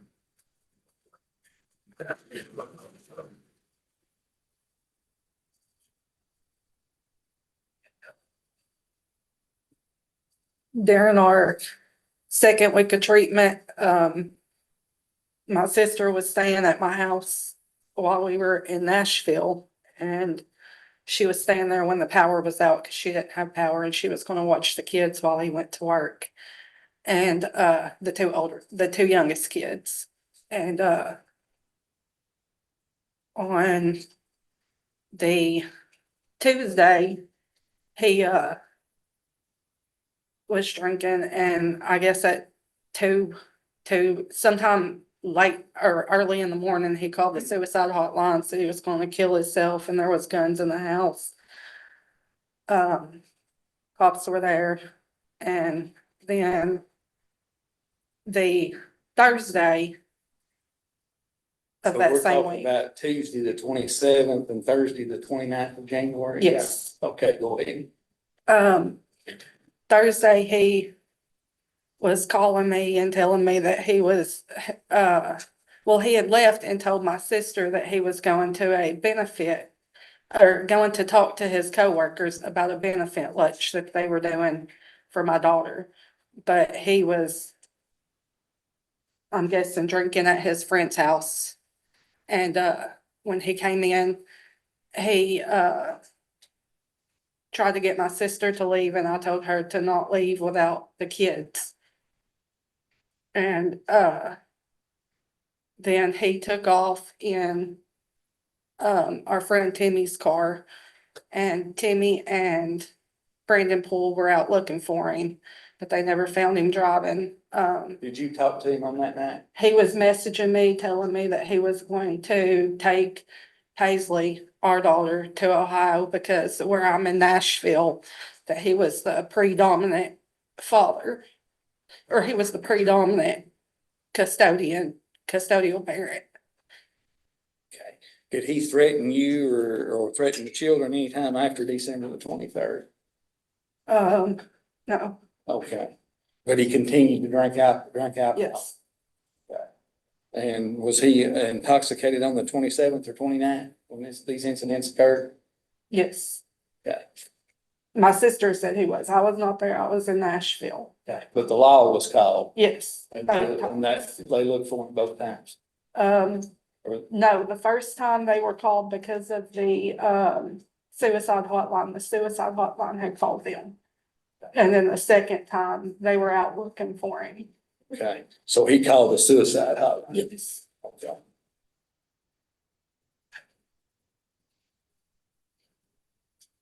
Is that the time, is your sister, what's her name? Tessa Humphrey. Tessa Humphrey. Now, who is Bonnie? Bonnie is my, two oldest kids' stepmom. Okay, and did he threaten to kill himself to Bonnie? Is that the reason he? Objection, that's, No, he had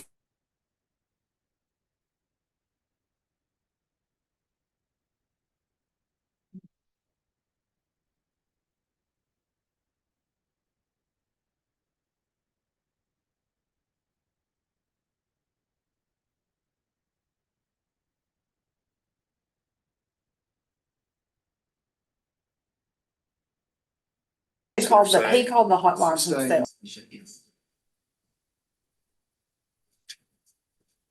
Show it worth it here.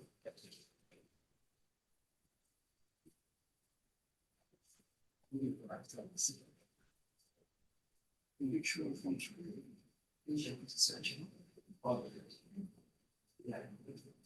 I've got it turned on now. Sure it'll be back. Jail picture. Go off the jail picture.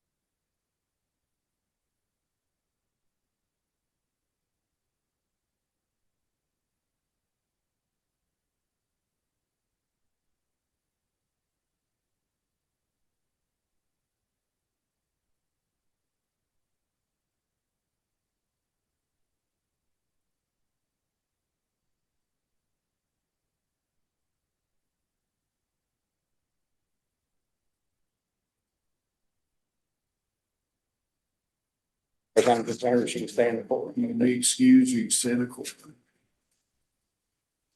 Prayers are up for you, baby.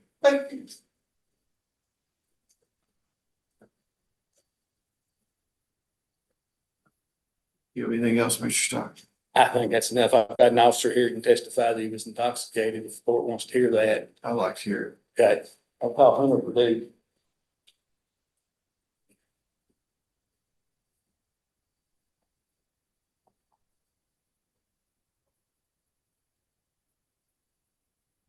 You raise your right hand, you swear the testimony about to give us the truth, no truth, but the truth. Sit down there and stay. Reach over toward the microphone, state your full name. Hunter Purdue, Where do you work? Burkesville Police Department. Officer Purdue, have you been called out to Mr. Bowers' residence back in January? Yes, sir. And could you tell the court what happened? I was.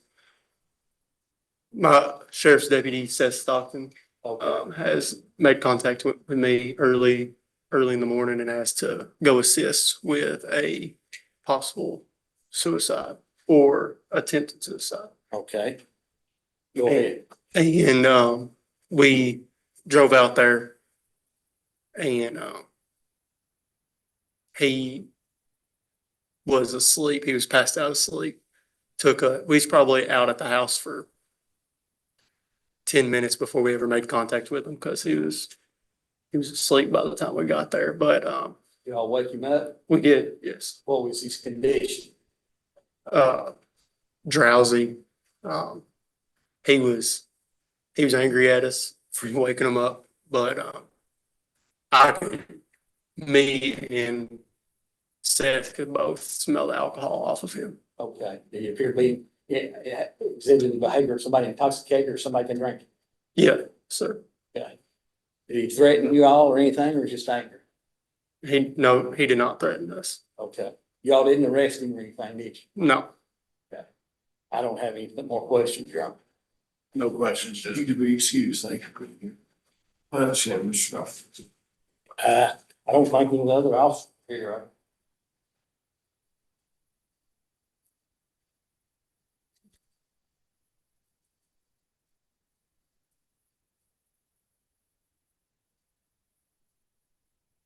I'm good.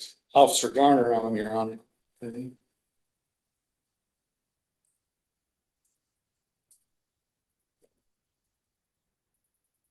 Officer Garner, you want to take a stand? You raise your right hand, you swear the testimony you're about to give. I do, Your Honor.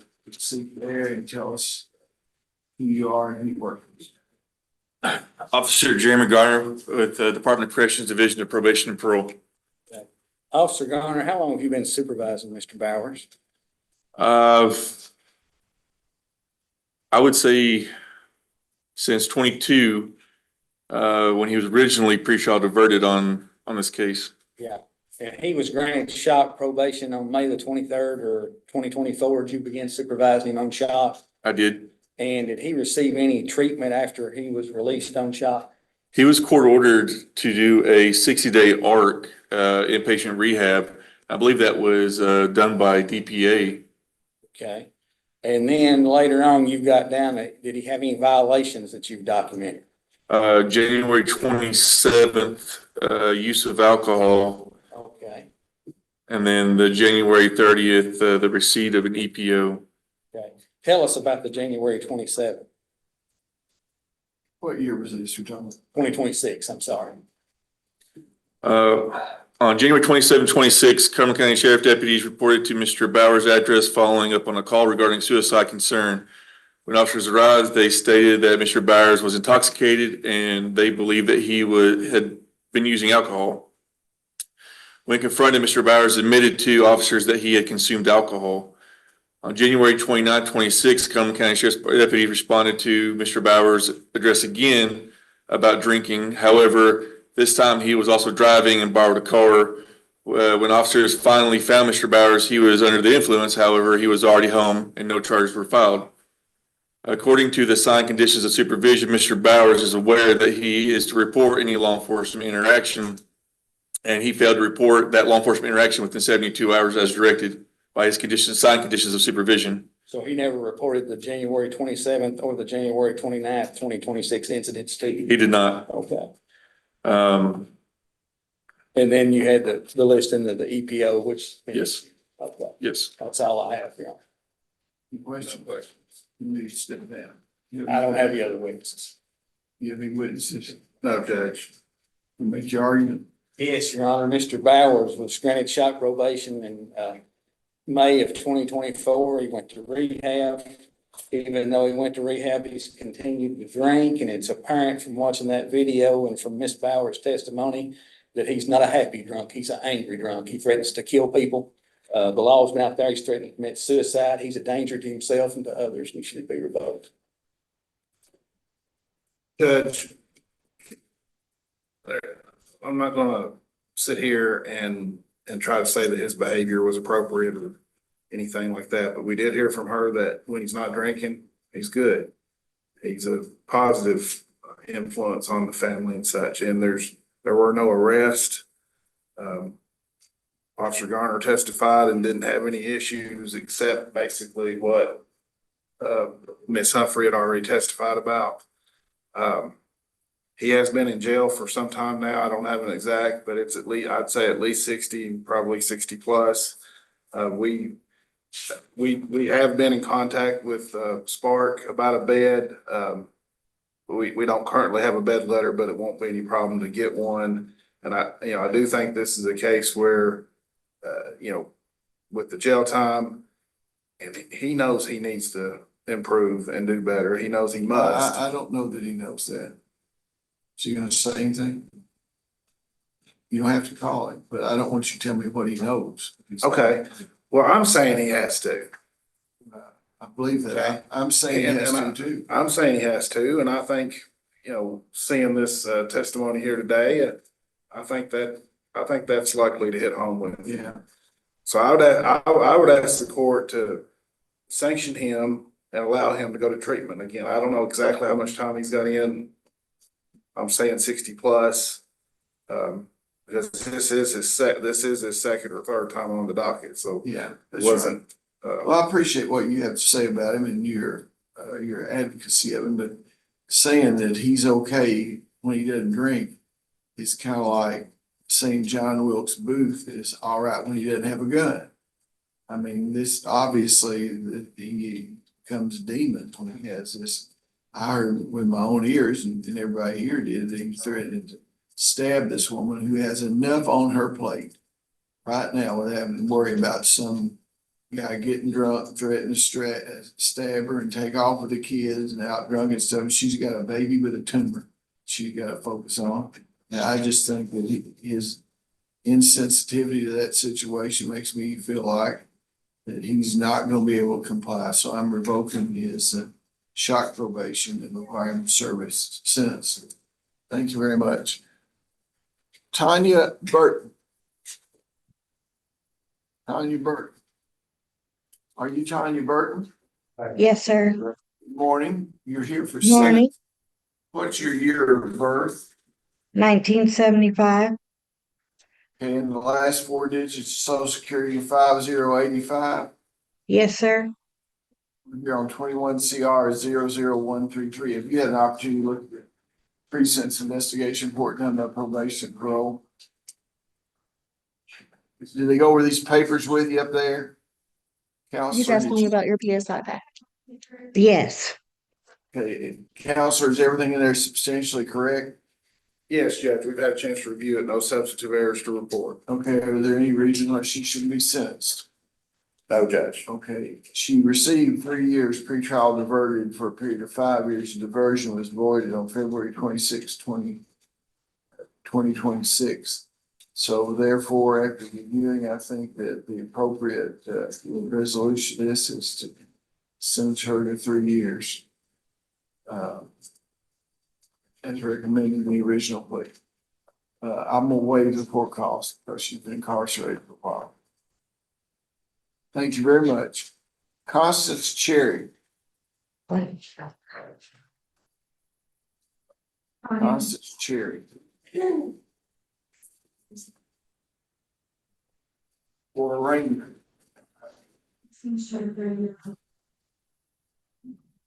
Are you Constance Cherry? Yes. This is 26 CR 00014. Ms. Cherry, you were born in 1995. Yes. What are the last four digits of your social security number? 3111. Say it again. 3111. 3111. Okay, you're here for the purpose of arraignment. Your attorney is here. The grand jury of Cumberland County has charged you with criminal abuse in the first degree, 7 counts. You understand what the charges are. I'm not asking if you did it. I'm just asking, do you understand what the charges are? Yes. Yes. Mr. Bailiff, you present that counselor, you acknowledge the identity of your client, receive indictment, waive formal reading and arraignment, enter plea of not guilty, reserving all pretrial motions. Yes, Your Honor. Sign a reciprocal discovery order, ma'am, that requires the Commonwealth to provide you the information they have to help you prepare for your defense. You'll be here at 9 a.m. on April the 13th for negotiations, and on April 23rd is your next court date. Both of those are conditioned to your bond. Thank you very much. The attorney will be on the scene. Dylan Cherry.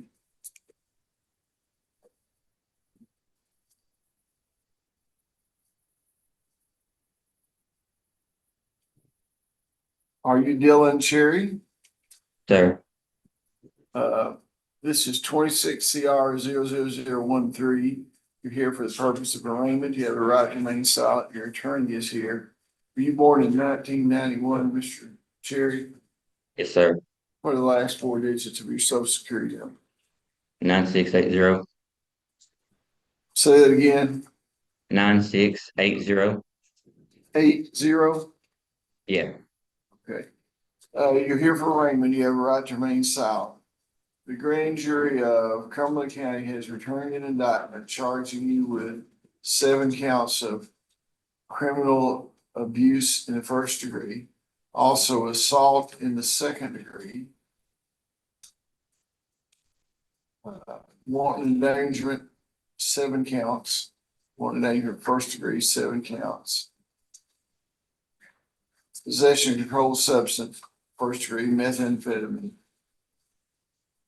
Possession of drug paraphernalia and failure to notify address change to Department of Transportation, your driver's license.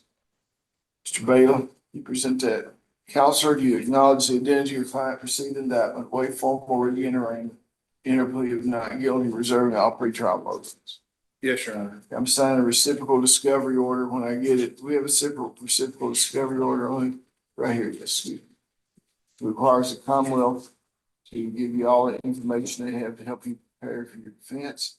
You'll be here on April the 13th for a negotiation day in April the 23rd. Judge, I neglected to ask on Ms. Jerry's case. And there's certainly a possibility, but I was asking about what the bond was, because I think they did get out in district court. 25 for cash or 2 times property. Mr. Cherry, what kind of property bond did you all post in district court? We can't do a property bond. Okay, my notes indicated that they were. Okay, well, you can negotiate, you can talk to them after you meet with them. What do you think the probability of you having a conflict counsel? I really don't know anything about it yet. I'm gonna have to take a look at the. Okay, well, if The discovery. you can just do all you can do, but if you can't, if you, it appears early that you need to take one of these cases, we need to have conflict counselor on the 13th if we can. Still quite a ways out. Okay, Mr. Cherry, there'll be Albert Davis is next.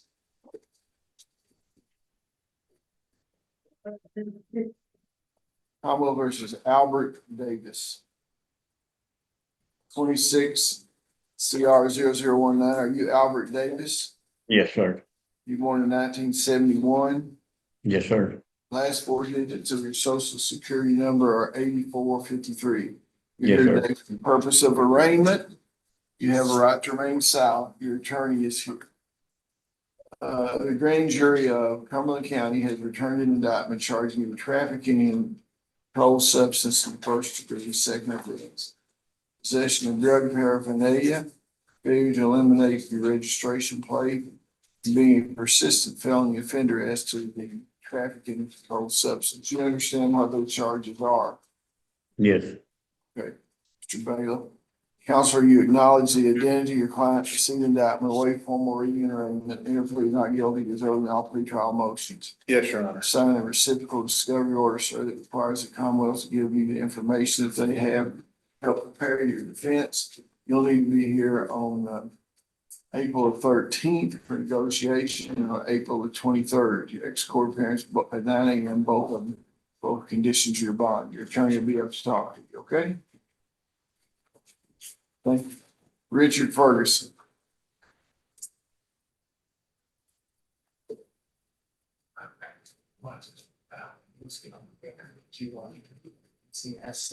Are you Richard Ferguson? Yes, sir. Good morning. This is 25 CR 006. Mr. Ferguson, were you born in 1968? Yes. Last four digits, social security number 0521. Yes. You're here on a pretrial diversion revocation. What does the Commonwealth have to say? Mr. Ferguson has two different cases, one in Clinton, one in Cumberland, where he got 3 years Well, each. for some reason, that is not kicking on over there. Yeah. Did you not turn when you did that? Yeah, can you hear me now?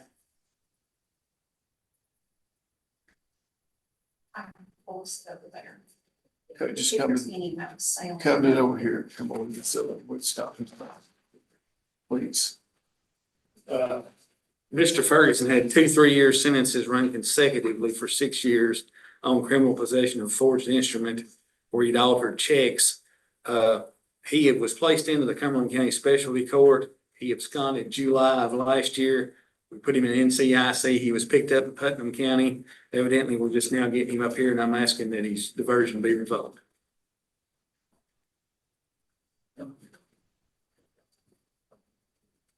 Stipulate to this. Judge, Mr. Ferguson slipped through the cracks on me. I didn't know anything about his situation at that. You hadn't had a chance to talk to him yet? We could possibly see him over in Clinton County on the. Well, we're in no hurry. We're going to bring it back here. Okay. April 23rd. That'll give you an opportunity to prepare a defense for it. Your attorney will be over to see you, Mr. Ferguson. Christian Garner. Christian Garner. 24 CR 0079. Are you Christian Garner? Yes, sir. Mr. Garner was born in 2006. Yes, sir. Last four digits, social security number 3014.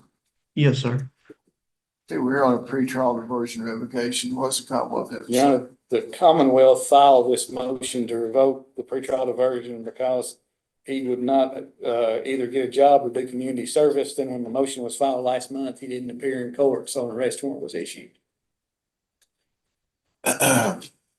Judge, he's been in 2 or 3 weeks now. I saw him on the 17th, and I know he was there as of the 11th. I spoke with him. I think this has impressed upon him the importance of fulfilling those conditions.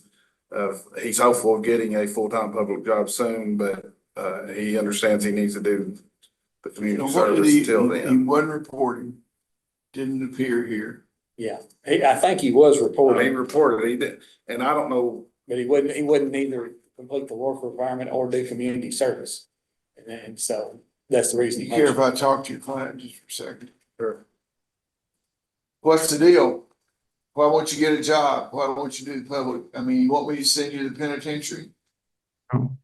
Well, what are you gonna do to turn this around? I mean, there are people out there lined up to hire somebody. Are you in good health, physically okay? Yeah. I'm Okay. gonna try to. Okay, what I'm gonna do is I'm gonna let you out. And the time you serve is gonna be a sanction, not a good time, okay? You get you a job and report back down here on April the 23rd to tell me how long you've been working and you get a hold of your probation and parole officer. I'm not fooling around with you. I don't want to put you in jail. I want you to have a good productive life, but you've got to cooperate a little bit. You understand what I'm saying? Yes, sir. Okay, well, we'll let you out today. When can you come probation parole? He can come this evening. Right, he can wait on me whenever he gets up. Okay, I'm gonna let you out and go to probation and parole office and wait until Officer Garner gets up there and y'all can set a plan up to getting you a job, okay? All right. Pretty simple. Stay free. It's your hands, okay? Thank you very much. Thank you. Jimmy Otterson.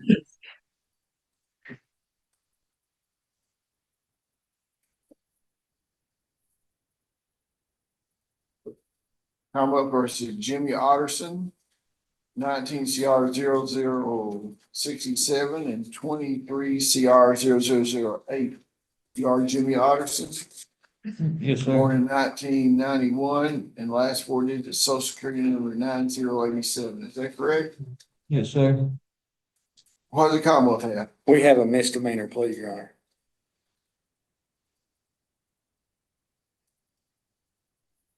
A motion has been tendered that says you wish to enter a plea today, sir. Is that correct?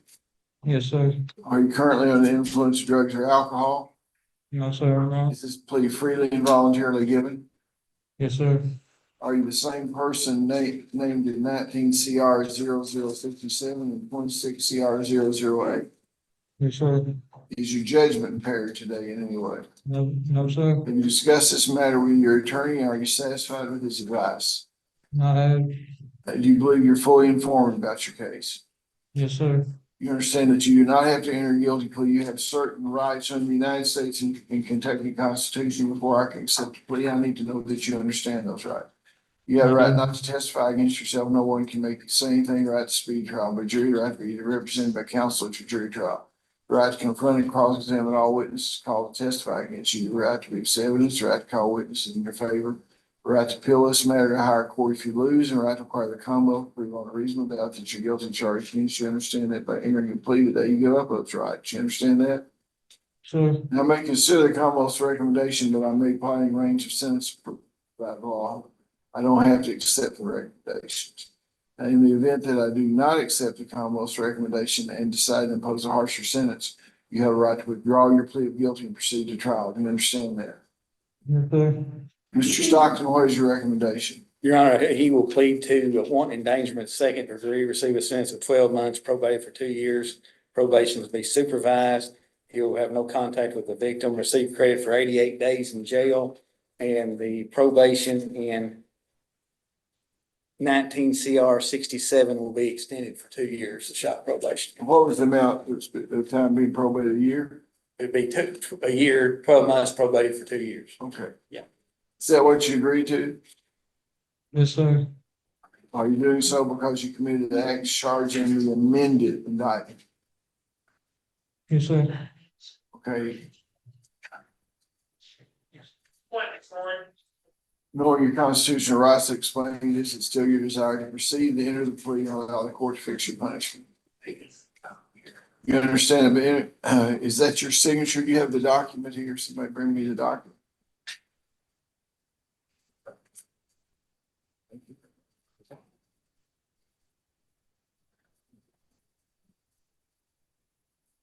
That's your signature on there, Mr. Arson? Yes, sir, it is. Okay, I'll accept the plea. What are the court costs? $222.50. You need some time to pay that. I'll let you pay $30 a month, starting 30 days from the date you're released. When is to be released? Okay, so you need to report probation and parole. I'm gonna release you today. As soon as you get released, go to probation and parole and wait for the officer to get there. Will that be okay? Yes, sir. Okay, thank you very much. William Taylor. Commonwealth versus William Taylor.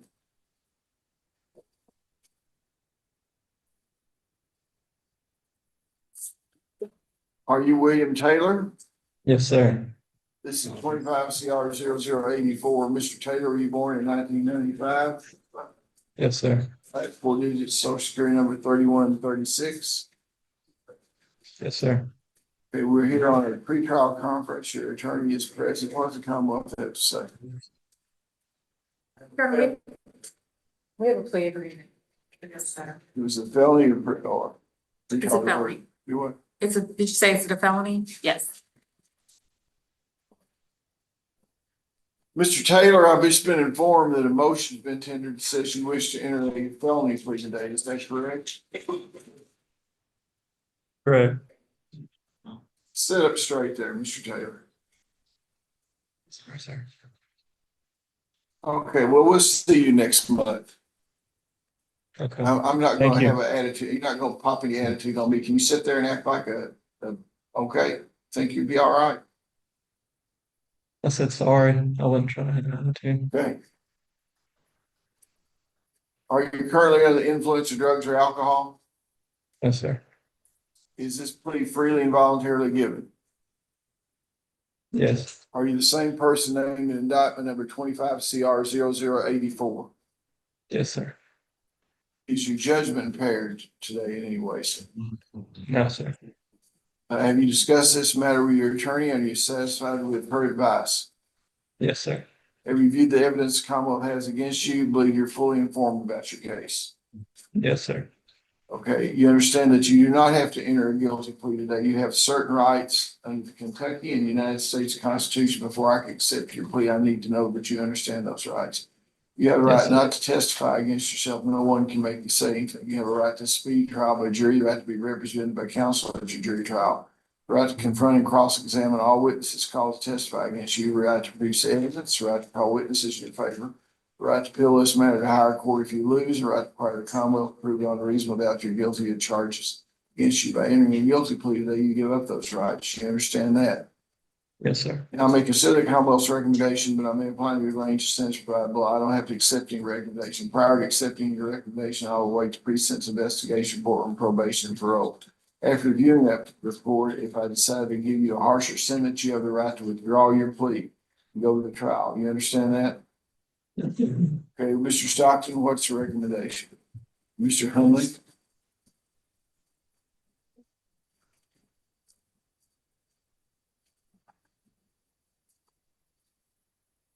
Your Honor, upon a plea of guilty to possession of a controlled substance, first degree, 2 counts, the defendant shall receive a sentence of 3 years on each count to run concurrently for a total of 3 years, probated for 5 years with the probation to be supervised. The defendant shall be released from incarceration at final sentencing. Defendant shall receive credit for time served 182 days. The defendant agrees to forfeit the Walter PDP compact 9mm handgun, serial number FDS4609 to the Cumberland County Sheriff's Department to be disposed of in accordance with the laws of the Commonwealth. The defendant shall pay court costs at discretion of the court and agrees that all drugs and drug paraphernalia and contraband be disposed of in accordance with the laws of the Commonwealth. Is that what you agreed to, sir? I believe so.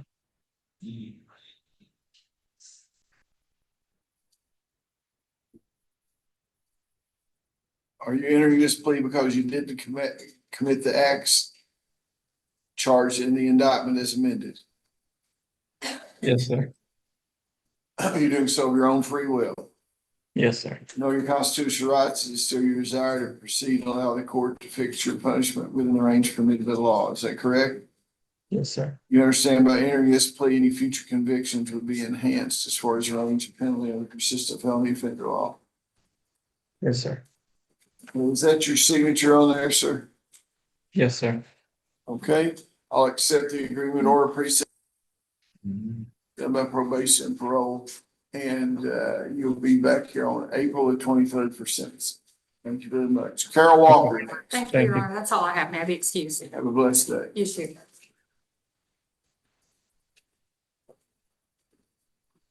Commonwealth versus Carol Walker, 25 CR 0085, 26 CR 0017. Ms. Walker, were you born in 1965?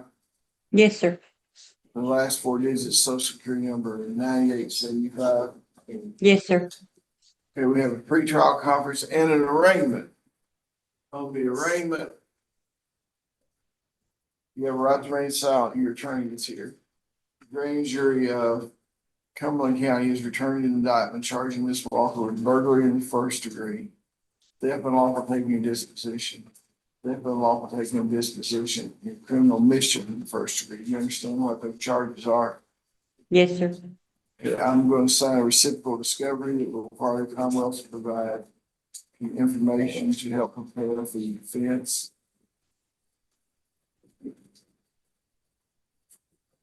What does the Commonwealth have to say about Ms. Walker's two cases? We asked that, we have a negotiation day and a pretrial conference. A negotiation day on April the 13th at 9 a.m. here in Burkesville, and a pretrial conference on the 23rd. Both of them are conditions of bond.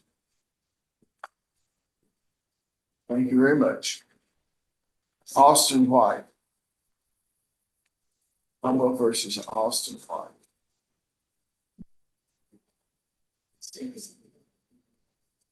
(26 CR 0018). Are you Austin White? Yes, sir. Born in 1999. Yes, sir. Last four digits social security number 8022. Yes, For the sir. purpose of the arraignment, you have a right to remain silent. The grand jury of Cumberland County has returned an indictment charging you with theft, unlawful taking of disposition. You understand what that charge is? I do.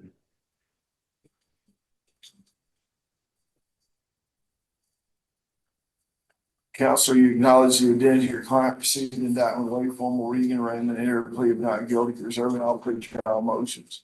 Yes, Your Honor. Mr. White, thank you. I'm just signing a reciprocal discovery order requiring the Commonwealth to provide you information to help you prepare your defense. Schedule a negotiation day on April 13th here at 9 a.m. and your next court date is April 23rd. 9 a.m. Thank you very much. Richard Whitlow.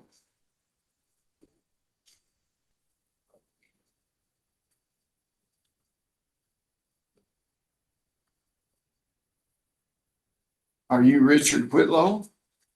Yes, sir. This is 25 CR 0079. Mr. Whitlow, were you born in 1975? Yes, sir. Last four digits of social security number 0884. You're here for pretrial conference.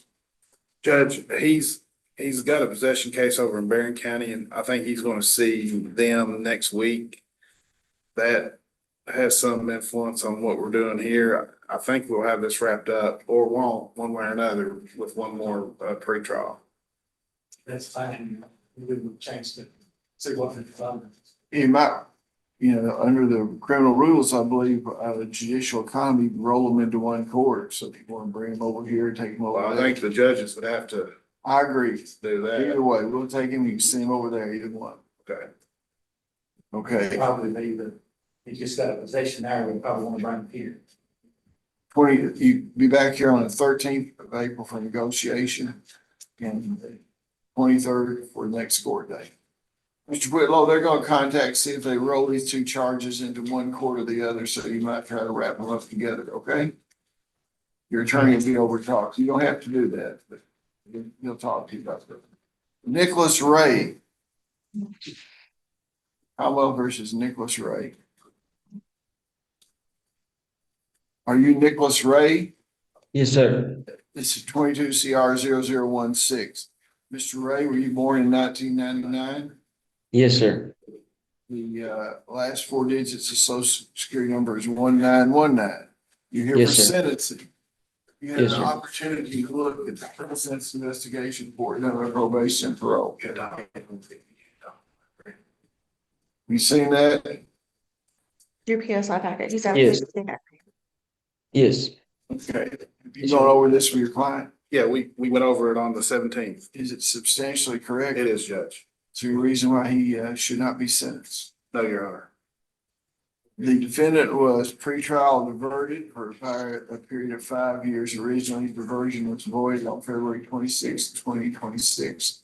So therefore, the judgment is entered and sentenced him to 3 years. Okay, thank you very much. Thank you. Now, is there any other matter to come before the Cumberland Circuit Court as far as a criminal matter? Okay, we'll go to the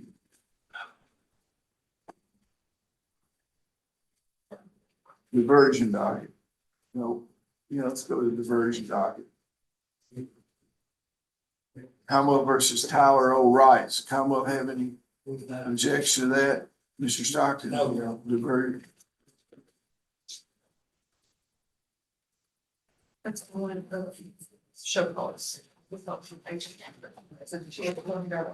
Show cause, Commonwealth Kentucky versus Brandy Franklin. That was $40.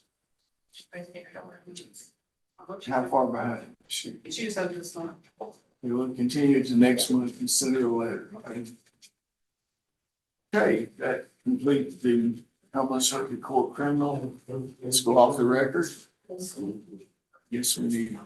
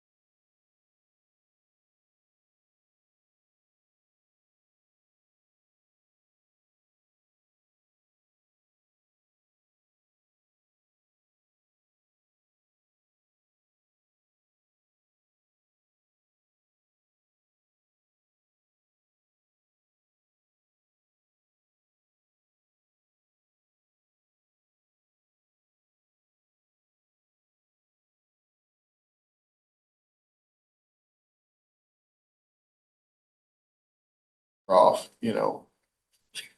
Ma'am, will you turn your camera off if you're not in this, until I call your case? It's Mike's fault. Yes, it is. Okay, my mic. Okay. Okay. Okay, West Bend Mutual Insurance versus Fletcher Excavation. West Bend Mutual versus Fletcher Excavation. Is anybody here on the other side? I don't think so, Judge.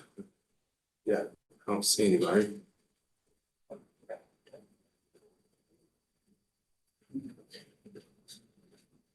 Okay.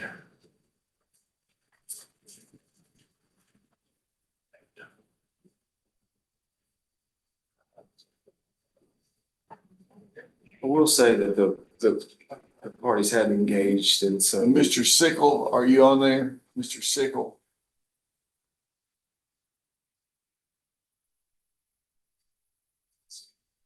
They've been talking. We have, yes. Well, your clients submitted some kind of letter and document today to the clerk's office. They have not communicated with me. It's a 2-page letter trying to talk to me about the case. You have that, President? Now, I looked at it long enough to know that I didn't want to read it because it was kind of an ex parte communication, but I give him a copy of that.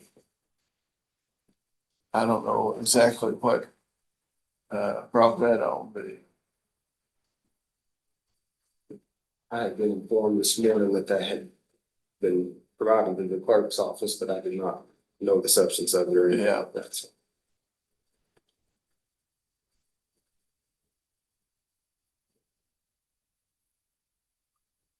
Clark, will you try to call this phone number here with this law office, see what the deal is?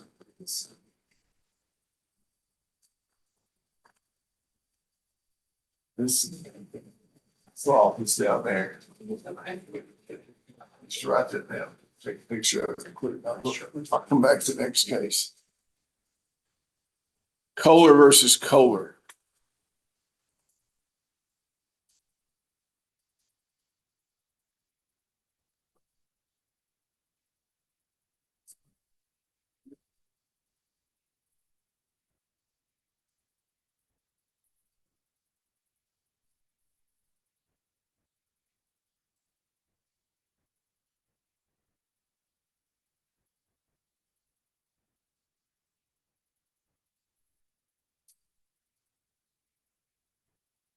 Is Mrs. Boyd, Yes, is that you? it's done, yes.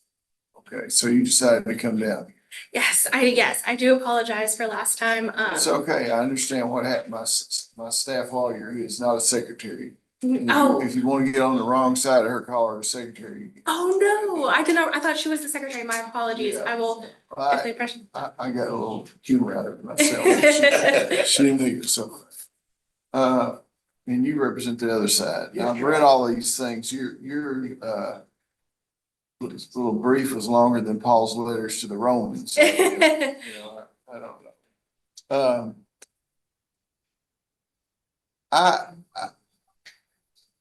I'll lift any restriction on Zoom, of course. It's not that bad a drive down here. The production of it says other things, production of to date values of respondents' accounts on their financial disclosure. That would be to update them, right? Yes, Your Honor, yes. Yeah. And do you have any problem updating them? Your Honor, I do not have any problem with updating as long as I never heard her, she never made a request to me to update these till she filed it. Well, of course, the thing about it is that there's not any objection to it. They're presumed to continue. It's the same value. Now, she's raised that objection. You'll have an opportunity to update. Yeah, so we just need clarification here. We heard on our preliminaries, we both valued the assets about the time of the bifurcated entry of decree. Yeah. And they reevaluated theirs when they did their final. And it's just gonna be if that's gonna I be. can't hear you. You need to step over If behind that's the going mic. to You be need to start again behind the microphone. Okay. The date of the evaluation that the court needs is what I'm interested in before I update it. Is it gonna be the same date that she used? Is that gonna be acceptable? Or I don't know what that date is. Make me a whole sentence. I don't know what you're saying. So the date that I had submitted was March, I think it was What's the 5th. significance of the date? The significance is that, Your Honor, we have a bunch of financial accounts that have appreciated Okay, in they interest. bifurcated and I gave them a divorce. Yes. Okay, now is that the date you want them valued on the date of divorce? My concern though is, Your Honor, is that we've Give not me an had, answer to the question. we have not determined what is marital or non-marital. There are assets that would have appreciated if they are non-marital, or excuse me, they were Give me an answer marital. to the question. What date do you want I think up to date as March 2026. today? Yes, Okay, today. and tell me the reasons you want those. There are financial accounts that have appreciated in value, investment accounts and retirement accounts. They have not been adjudicated as marital or non-marital. If they're marital, then if they appreciated in value, that appreciation is still considered marital. I think you ought to make full disclosure on all through today, and then we'll go through them individually and determine Through today?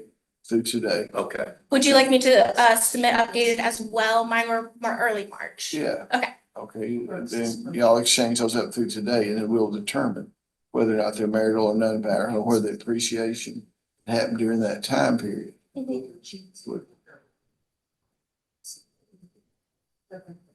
Okay, now, is there another question? It would appear to me that this is, I'm not gonna award any attorney's fees in this thing. It appears to me, to use a Monroe County term, this is a gobbled up deal. They've waited so long to divide these assets, and you wrote a great brief, and you brought to my attention the fact that some of the things that were cited by opposing counsel were not cited and that sort of thing. I'm not going to use them as authority either way. It appears to me that we need to try this thing, because I'm having trouble following the ins and outs, the house burn, the insurance proceeds and everything. And I also think there's going to be trouble tracing these things other than have the testimony of each party as to where the money went, what happened to it, that sort of thing. And then it just becomes the credibility of the testimony of the witnesses, because neither side is going to have the kind of documentation that you would like to have in something over a 20-year period tracing these sort of things. Now, there was an attempt to mediate. There was, Your Honor, yes, and it was unsuccessful. Okay, well, how far off were you? Pretty far off, yeah. It was. And all of it did was due to the So you have to discrepancy. speak up. All of the discrepancy, the large discrepancy was due to this one asset being Foxfire, the house that he had before he married my client, okay? Will you agree with that? That's the primary difference in Yes, yeah, I would say so, yes. okay, do you think that you could come to an accord on most of the other things, and then we could just deal with Foxfire? I want to reduce this when we have our trial hearing, so we won't have to go over things that we agree on, and you can make me a list of things that are in dispute. Judge, if I could be heard just on one very narrow issue on the motion for summary judgment, I believe it would accomplish just exactly what you just said. Yeah. Because this is the big issue. And here's what it is. We have pointed out there is no evidence of what his non-marital claim to Foxfire is. There's no value on it. We found an old court document back when he filed an affidavit in his divorce case that said he thought it was worth $305,000 and had a $100,000 mortgage, okay? But in his deposition, he said that's not correct. It didn't sell for $305. It might have been what it was worth then, but I think it's. Well, explain to me, who owned Foxfire at the time they were married? My client did, the petitioner. Yes. Okay, now, wait, so he owned Foxfire, they got married. There was a deed done to him. Yes, there was a deed prior to their marriage showing his ownership. We don't have Okay, just. wait. When I asked you something, I don't want you to tell me how to make a clock. I want to ask you when I ask what time it is. I want to know what time it is, and then you get a chance to go on. So he owned Foxfire prior to their marriage. Were they living together prior to the marriage? No, Your Honor. Okay, so he owned Foxfire prior to the marriage. He deeded her an interest in Foxfire, did he? Yes, later on, I can't recall the year. Yeah, after how many years?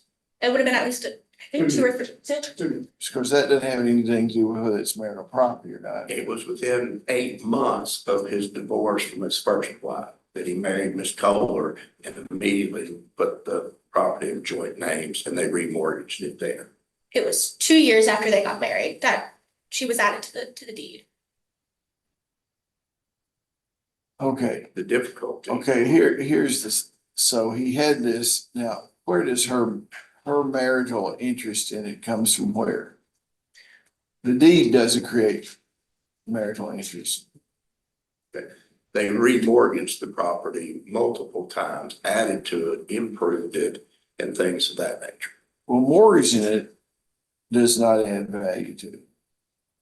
I mean, they can mortgage it and doesn't increase her marital interest. Except you're saying the mortgage was paid down by marital assets, is what you're saying. Is that what you're saying? Yes. Okay. She, matter of fact, she was the only person working. Well, that's what, the answer is yes, that's what you're saying. Correct. Okay.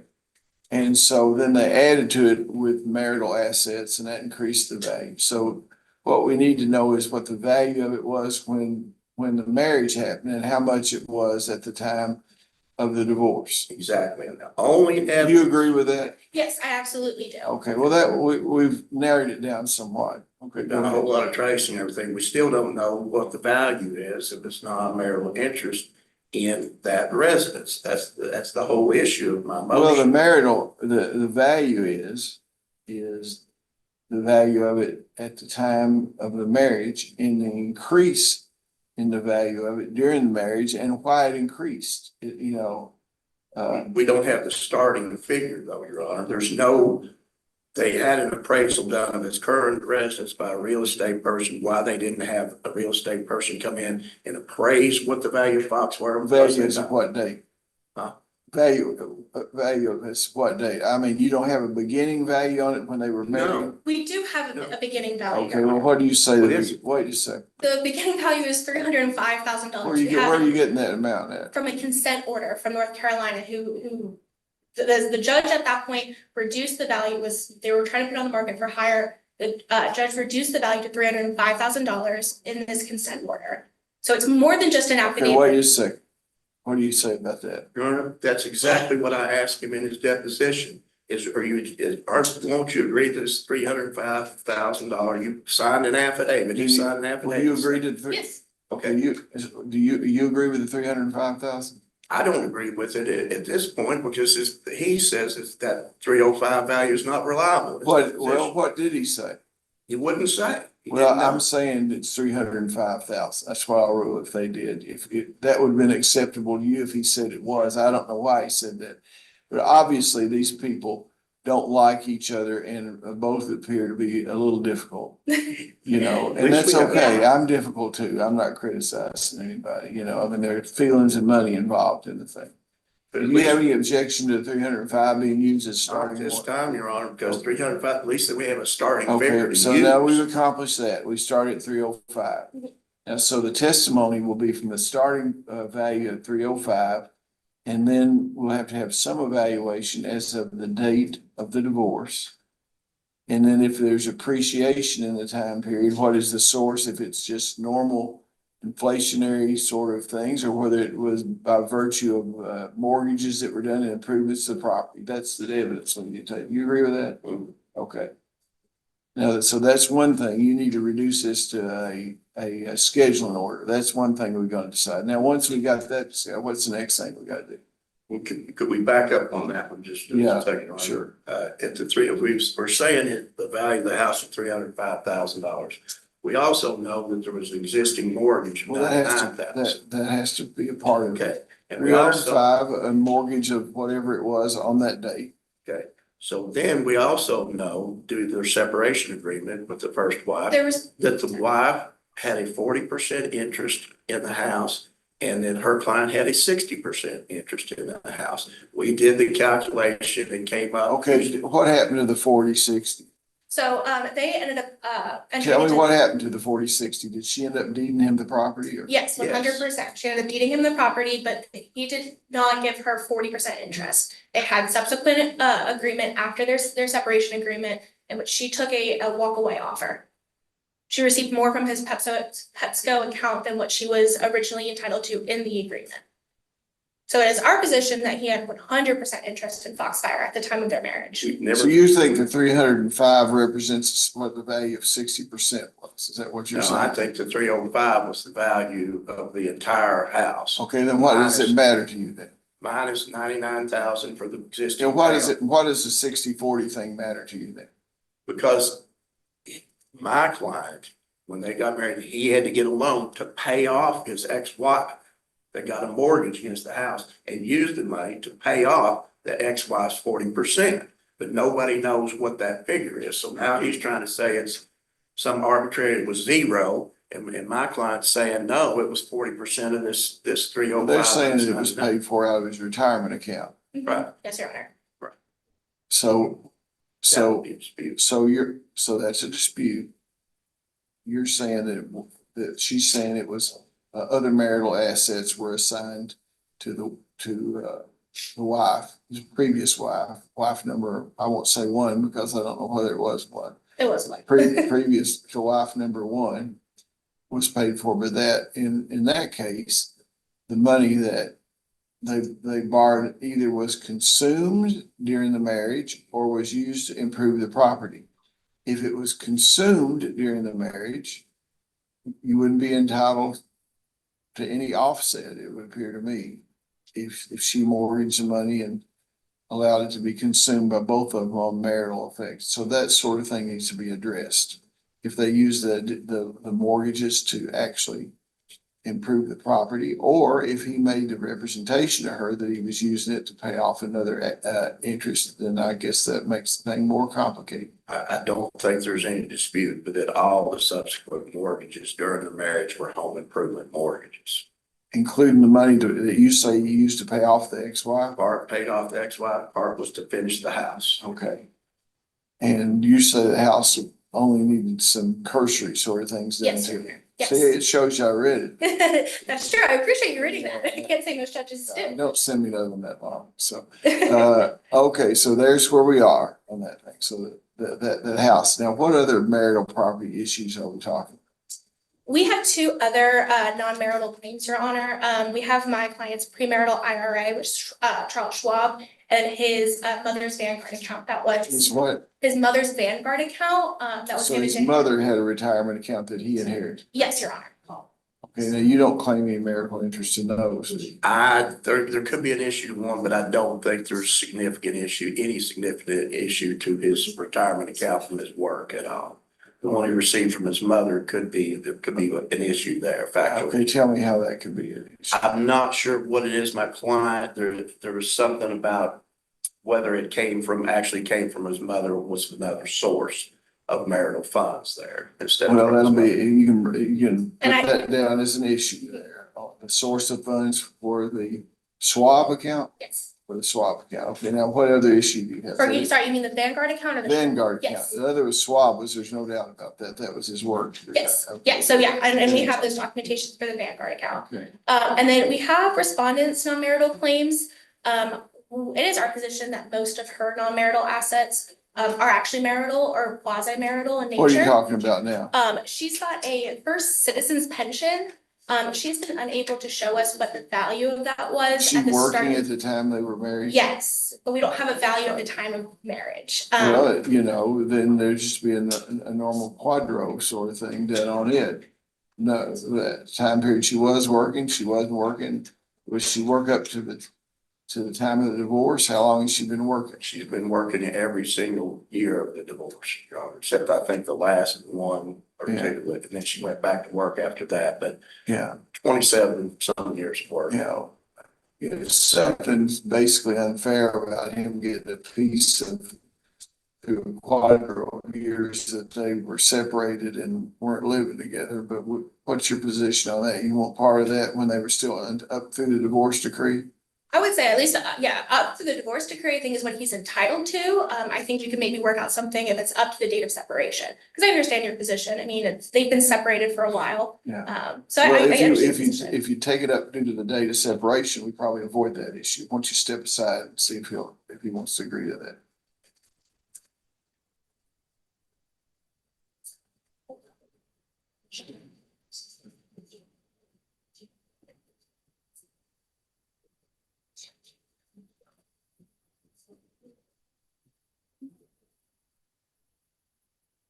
we are agreeable to accepting up Okay, to the that date of takes registry. that takes that off the table. Just do a quadro from the date of the marriage to the date of separation, which is included in the petition. Okay, now what other issue do you have?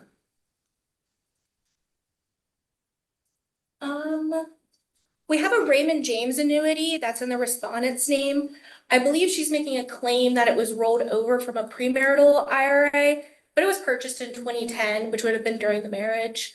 So we established that as a marital asset. Well, you have to look at the source of the funds. The funds are traceable, so we'll take evidence on that. That should be a little easier to trace and establish. Unfortunately, we don't have bank records that have to not go back far enough on a lot of these to prove. Well, when was that established? But under the relaxed rules that we're talking Yeah, about. when was that established that? I just have that it was purchased in 2010. I'm telling you, you can recover records from banks back that far. My client is banker and has been for all these years. And if there's any bank documentation she's got it, we provided it to them. So. Where does she say that? Did she identify the source as something that she had rolled over from? Ms. Kohler, Yes, could you speak to that question? I can. It was rolled over from First Union National Bank that I worked for before I was married to him. How much, approximately, how much was it, ma'am? I think it started out at 72,000. Okay, and she rolled over 72, and was there anything else put in this new account besides the 72,000? No, Okay, so that ought to be very easily documented. Okay, so that if you provide that, put that as a question. If you provide the documentation on that she has where that's where the money came from, that'll take care of that issue. Do you have, Ms. Kohler, do you have documentation, bank documentation for that rollover? I do not. That burned when the house burned. I stopped working for First Union in 1996. I'm sure that organization has a record. Have you sought to get that bank documentation from the bank as to that rollover? I have. They are now Wells Fargo, and that's the pension that she was mentioning also. That was made with First Union, and Wells Fargo bought First Union. Well, did you get documentation from the bank from the rollover or not? I don't think I can. Well, I'm not, have you requested it and told it's not available? I have, And but they not say, from First Union, just from Wells Fargo. But I can go back again if. go back and give the information to your attorney and let him make a formal request to that institution for that information and tell him that he would like the information provided to you and does not want to have to go to the court to get a subpoena, ducis tecum against them. That would be, we have to take out there and get domesticated. Okay. And I believe that'll change your attitude about it. Okay? Okay, what's the next issue? There's a Morgan Stanley South State bank stock that is also in the respondent's possession. She started working at South State during marriage, so it's our position that would be a marital asset. What is that? Is it a retirement account? It should just be a stock account. I believe it's an investment account. I'm not looking at it exactly. I Okay, apologize. then we'll need to look at this, look at that account and look at the source of contribution. How much of it came from identifiable marital assets and if anything came from assets that were before that, okay? Ms. Kohler, are we making a non-marital claim as to that stock? It is a retirement account, and no, I did put that in while I was married to him. Okay, Okay, cool. That takes That's what I thought. okay. Is there anything else? And then we do have an issue of the Fidelity accounts. She's got quite a few IRAs and investment accounts rolled into one portfolio. It's our position that some of those IRAs would be marital, and then she also at time of separation, but Okay, you can't pile on me here. Okay, Sorry. let's look at the Fidelity accounts. So you have to look at the source of funding for each one of the Fidelity accounts to see if they were funded with marital or non-marital property. And then you would allege if even if they were funded with marital property, that he'd be entitled to marital interest in the increase in the value of that? Is that what you're saying? Yes, yes, Your Honor. Okay, so you need to list those accounts, when they were formed and how they've increased in value. And obviously, those have to be quadroed out or exchanged. Okay, what else do you have? Well, in addition to that, Your Honor, at a time of separation, the respondent removed $400,000 from a joint fidelity account. According to her PVD, she claims that it's non-marital money. She's not really been able to truly identify where that money came from. I think that's $400,000 of marital funds that should be divided.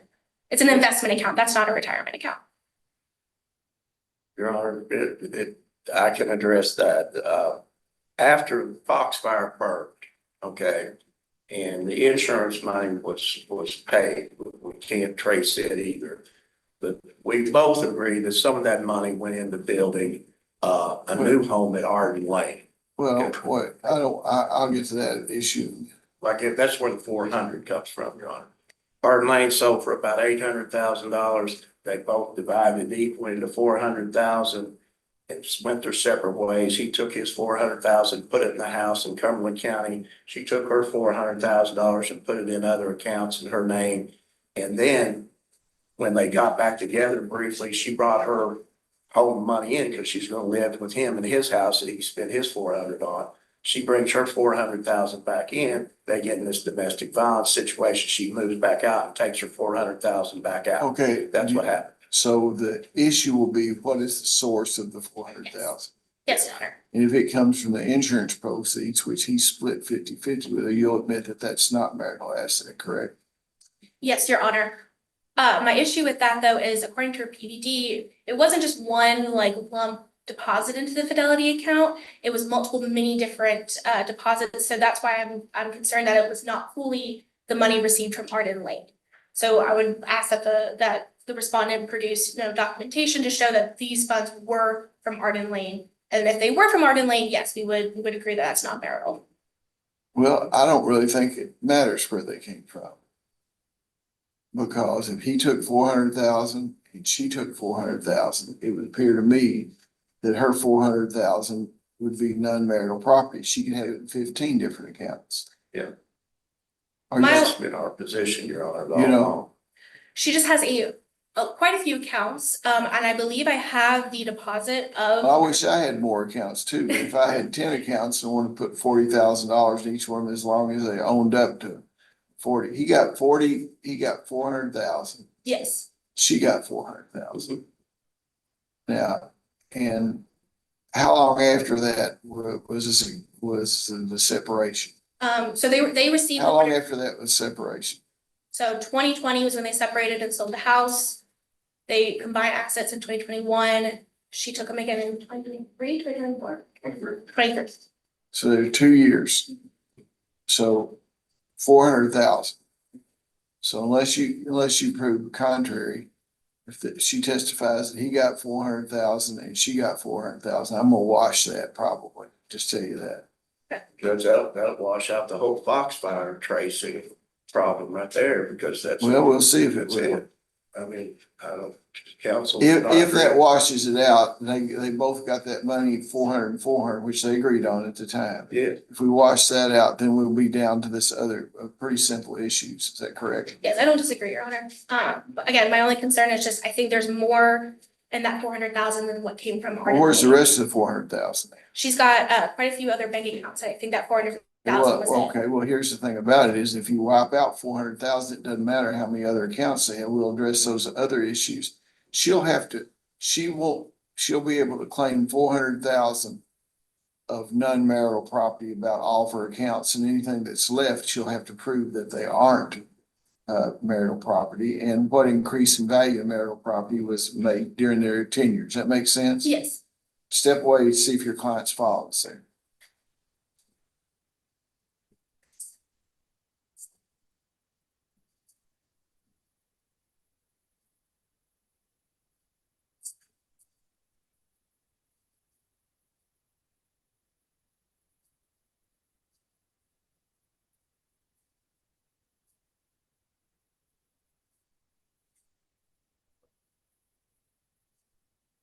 My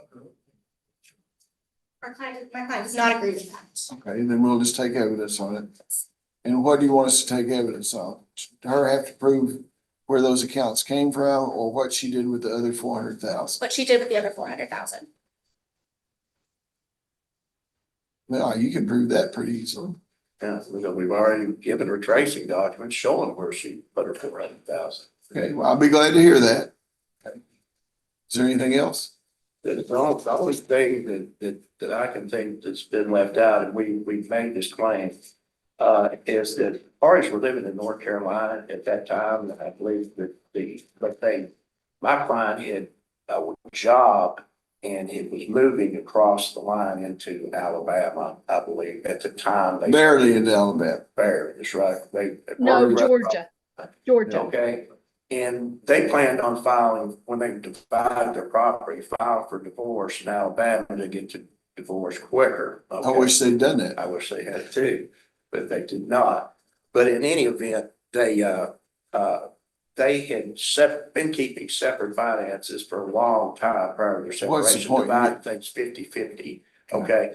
And I'm saying under Alabama law, okay, you can have an oral separation agreement that's binding if it's executory. And this has been it was fully executory. Their accounts were divided, they had like jet I didn't ski. do well on conflicts of law. I remember that's Shelley's case, conflicts of law, you know. All I remember is Eddie Lovelace's case. Eddie Lovelace's case. All the rule against perpetuity, Shelley's case, all those things. I'm gonna tell you what, I'll just let you get that on the record. You can peel me on the conflicts of law issue, okay? I would love to send it. If you're watching this from the Court of Appeals, you're welcome. Okay. Okay, and what's the other issue?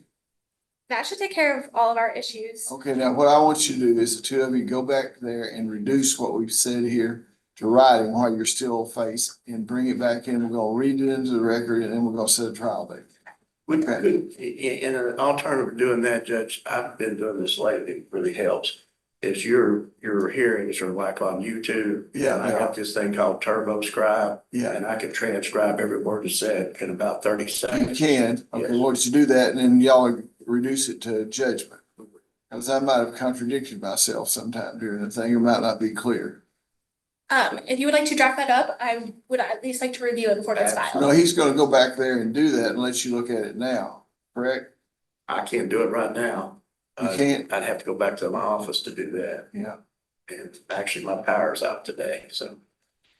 I would like to, I am more than happy for George to do that. Just, However, okay, well, let him do that and submit it to you, and then y'all will come up with an agreed order, and if you can't, if there's any of it that Perfect. can't agree, y'all can get me on the phone. Okay. And we put you on the record, you won't have to come back down. though, Your Honor, I do ask, can we please just get a date? No, I'm for not it? gonna give you a date until we get all this done, because I can give you a date quickly. Getting a date here is not a problem. Okay. And the reason is I don't like people like you tie my dates up until we're ready. That's the reason I got Understandable, dates. understandable. I'm just trying to I get. know, well, get it's this gonna taken get, care of. it's gonna get done. We're right here on the edge, you know, now that you're down here, we got this thing and we've reduced it to these issues. It appears to me that we can try this in one day. Oh, absolutely. Okay, well, then I'll absolutely do that. I'll give you a day and it won't be 60 days out, 70 days, it won't be next year or anything. We're gonna bring this to a conclusion. And I hope it just concludes, okay? Thank y'all very much. Wait, one last thing. When would you like this agreed order submitted to you? As soon as As possible. soon as possible? Okay. Let's, what, 10 days? I'll give y'all, Plenty of time. Yeah, okay. absolutely. Thank y'all very much. Thank you, Your Honor. Yeah. Davis versus Pitcock.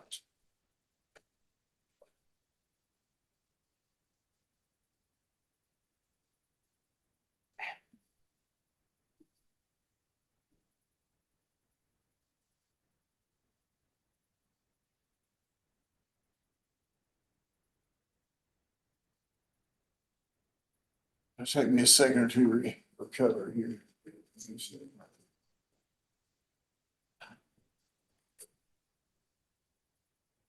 Okay, now, there was a motion to concede, de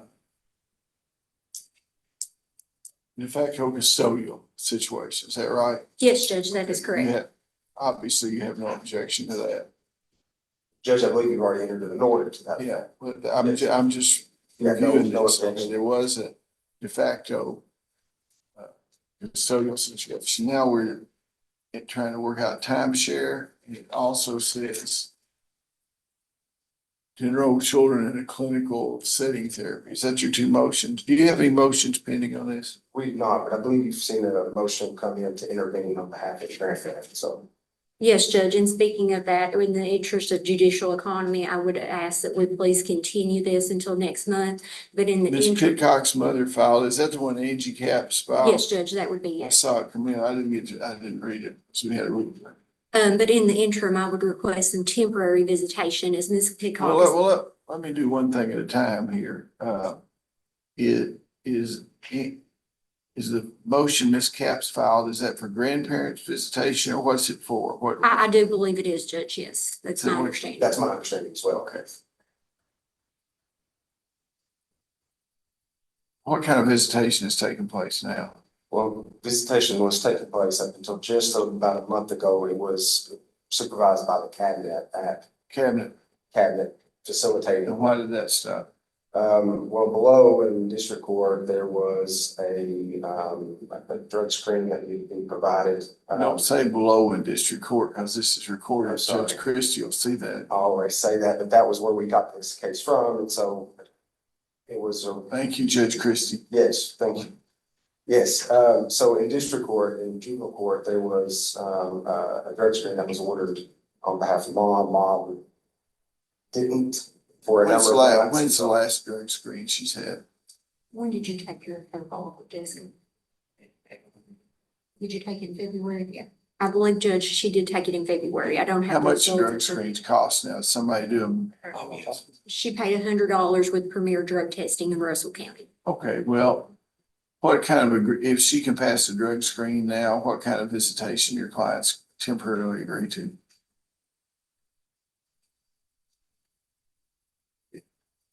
Yeah, the only concern, yeah, I think there could be a resumption of what was previously in district court as far as some supervised visitation but we've not seen any sort of drug testing. Well, I know you're going to before I enter order. You will see one before I enter order. There will be. Sure, and I think that would change. What kind of visitation was going? What is that, Judge? I don't know. Y'all want to step away and discuss something because I don't want you chatting with him while I'm talking. Okay, step away. I will give you plenty of opportunity to consult with your attorney. Step away, whatever you got to tell him. I'll wait. I'm not in a hurry. Go ahead. It's okay. Okay. What kind of visitation was in place beforehand? Judge, previously there was some supervised visitation taking place at the cabinet where there was some issues. Well, that won't be possible. Okay. Exactly. How much visitation? Were you doing 2 to 3 hours?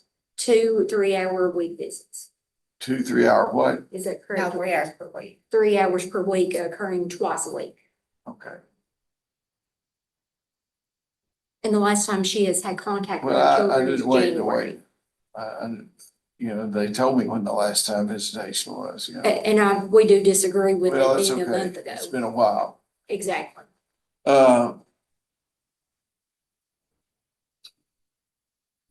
I want her to take a drug test, provide them a copy of it.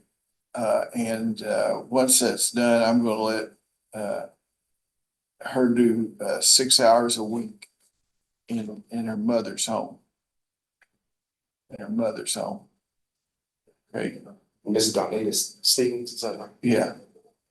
I think she's shown her commitment by taking care of the other child. Wouldn't be bad for the two children to get to be together somewhat, okay? 6 hours a week. Now, would you prefer that to be on the weekend? Ask your client or during the week or whatever, just ask your client, step away and ask them.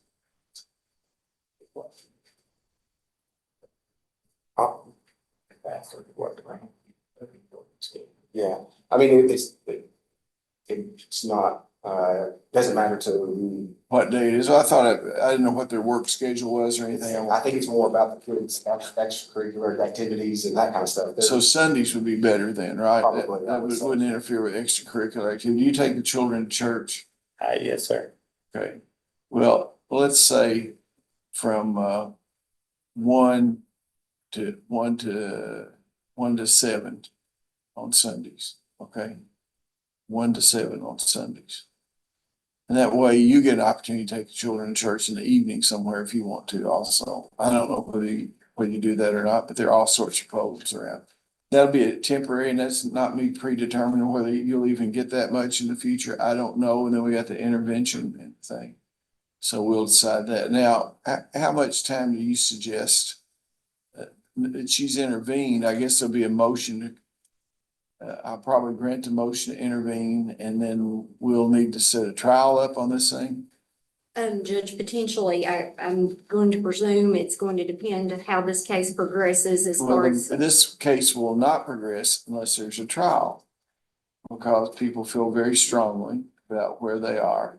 So if Ms. Capps, if you communicate to Ms. Capps, I'll give her a couple, 3 weeks maybe to get her case ready and going, see if she wants to depose anybody or anything, and then we'll have a trial and we'll get this past us. Okay? That would be great, Judge. Okay, well, thank y'all very much. Anything else? Just for clarification, with the visitation start on receipt of The drug address, test. Yeah. hair follicle screening, Judge, I believe is what the district court had ordered that we. Hair follicle, all right with you?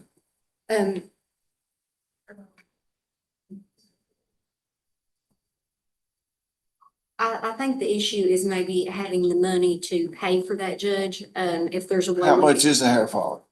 It was 120. Okay, well, you just having to do it once. Okay. And then later on, we might have other tests, but I would hope that it'll be no problem for you in the future to ever have one of these again. Okay, so I'm going to tell you, you need to come up with $120 to pay for the hair follicle.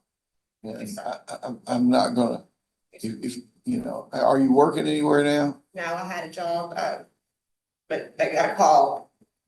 I got, let go. It's like that where I worked at, Where were you working at? Provalis. Where Century used to be in Marcelo. Is it the phone call place or what? Yeah, it's the insurance, it was dental insurance, you talk to clients. Yeah, okay. And Judge, the only other thing I would request is in the interim, until we do have the trial scheduled, is that the parties are very strongly admonished not to be disparaging each other. So the then mother, include a status quo order in there that nobody shall say anything about the party. and no promises to the children in exchange for any type of testimony or any Well, type of thing like that. That can be status quo, nothing about the case. Okay? Okay, well, thank y'all very much. Thank you, Judge. Car tax lien portfolio versus Beth Miller. Katie Lawrence, judge on Zoom for the plaintiff.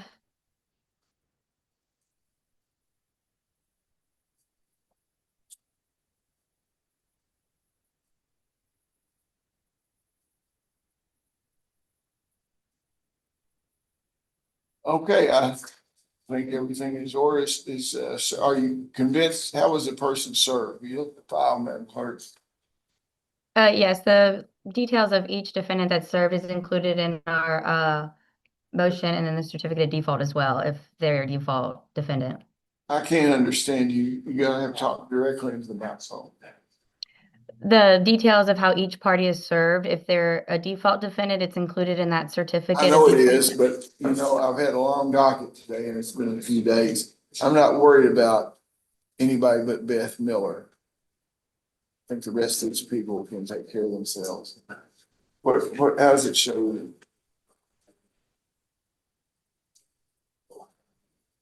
So let me see. Beth Miller was served by the Secretary of State's office on February 9th of 26. You did long arm on her, right? We did, yes, Judge. We got that back here, where the box is closed and unable to pull. Yeah, but the box was closed and unable to forward, but the long arm statute is what it is. Okay, well, I'll go ahead and enter the judgment now, and I'll take a look at the attorney's fees that are claimed, okay? All right, thank you, Judge. Thank you very much. Have a blessed day. Oh, you're fine. I have your What? next one too. Yeah. I'm on your next one. Oh, you're just taking everybody's home here in Cumberland County, right? Everett Lake Holdings versus John Key. check service on that. You said, Ron, Debbie went watching on day one. The personal service on this, Yes, by the sheriff's office, yeah, on January 17th. John Key, is anyone present on that case? Okay, will any a judgment and order for sale? Thank you, Judge. That's all I have. May I be excused? Yeah, absolutely. Good talking to you. Thank you. Okay, the next case on the docket.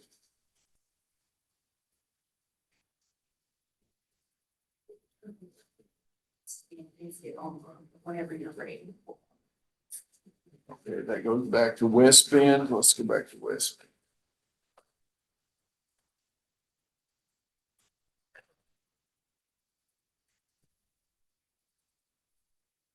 West Bend Insurance versus Fletcher Excavation.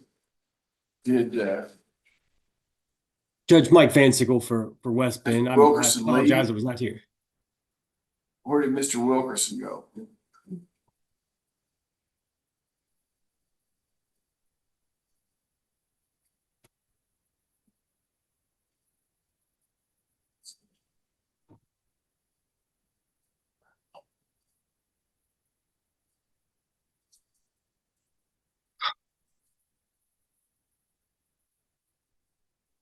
Okay. Apologies, Judge.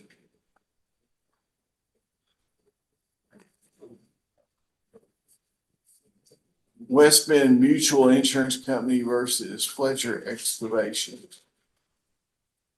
Judge Mike Van Sickle for the plaintiff, West Bend. I apologize that I was not here earlier. I didn't know this was on the docket today, and I'm at home sick, so I'm sorry I was running late.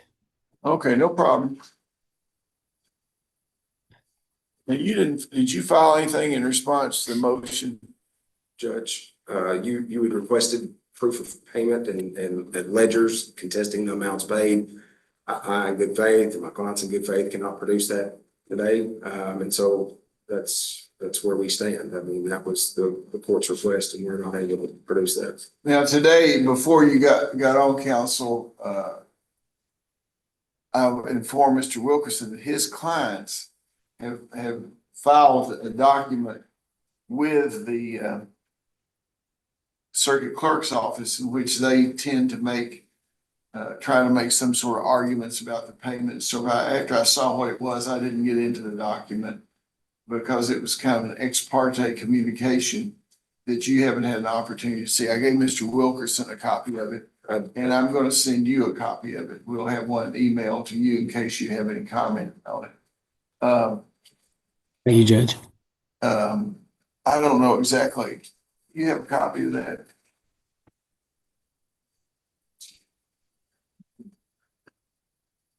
It's not that long here.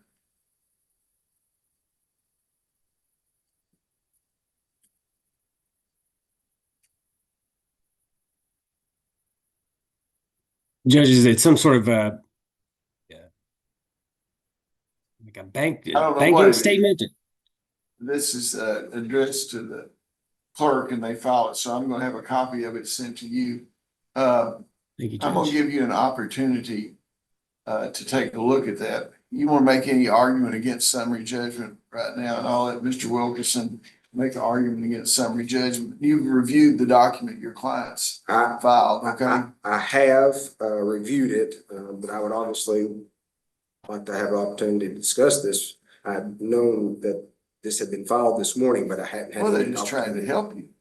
I don't know if that is entirely. Well, I had one of my first cases in federal court. I was conducting a examination and going along, and the federal judge, who's deceased now, called me up there and asked if I wanted to ask this or so question, which would have destroyed my cross-examination. I said, Judge, I'm fully capable of messing this case up myself without any help. So what you're saying is what your clients filed, you need to review also. I do, Judge. I just want to make sure that we're providing a consistent statement here, because otherwise, Well, I don't know whether I'm going to even consider what they said or not. They filed it. I don't know. The clerk's office is now, I believe, have to allow anybody that wants to file anything to file it now. Isn't that right, Madam Clerk? Yes, sir.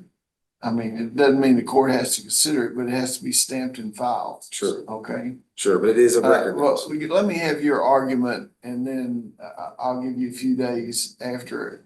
It'll take me a few days to render probably. Go ahead, tell me what your argument against. Make it simple so I can understand. Our argument stems from the settlement of the underlying bond claim.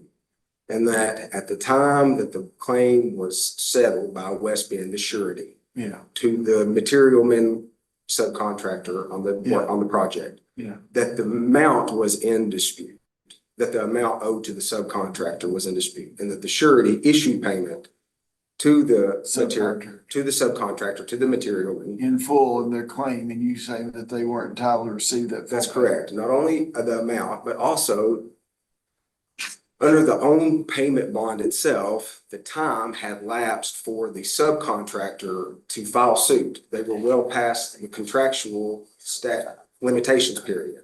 So when the claim was actually settled by West Bend over to the material man or the subcontractor, that the material man / subcontractor's limitation period had already expired.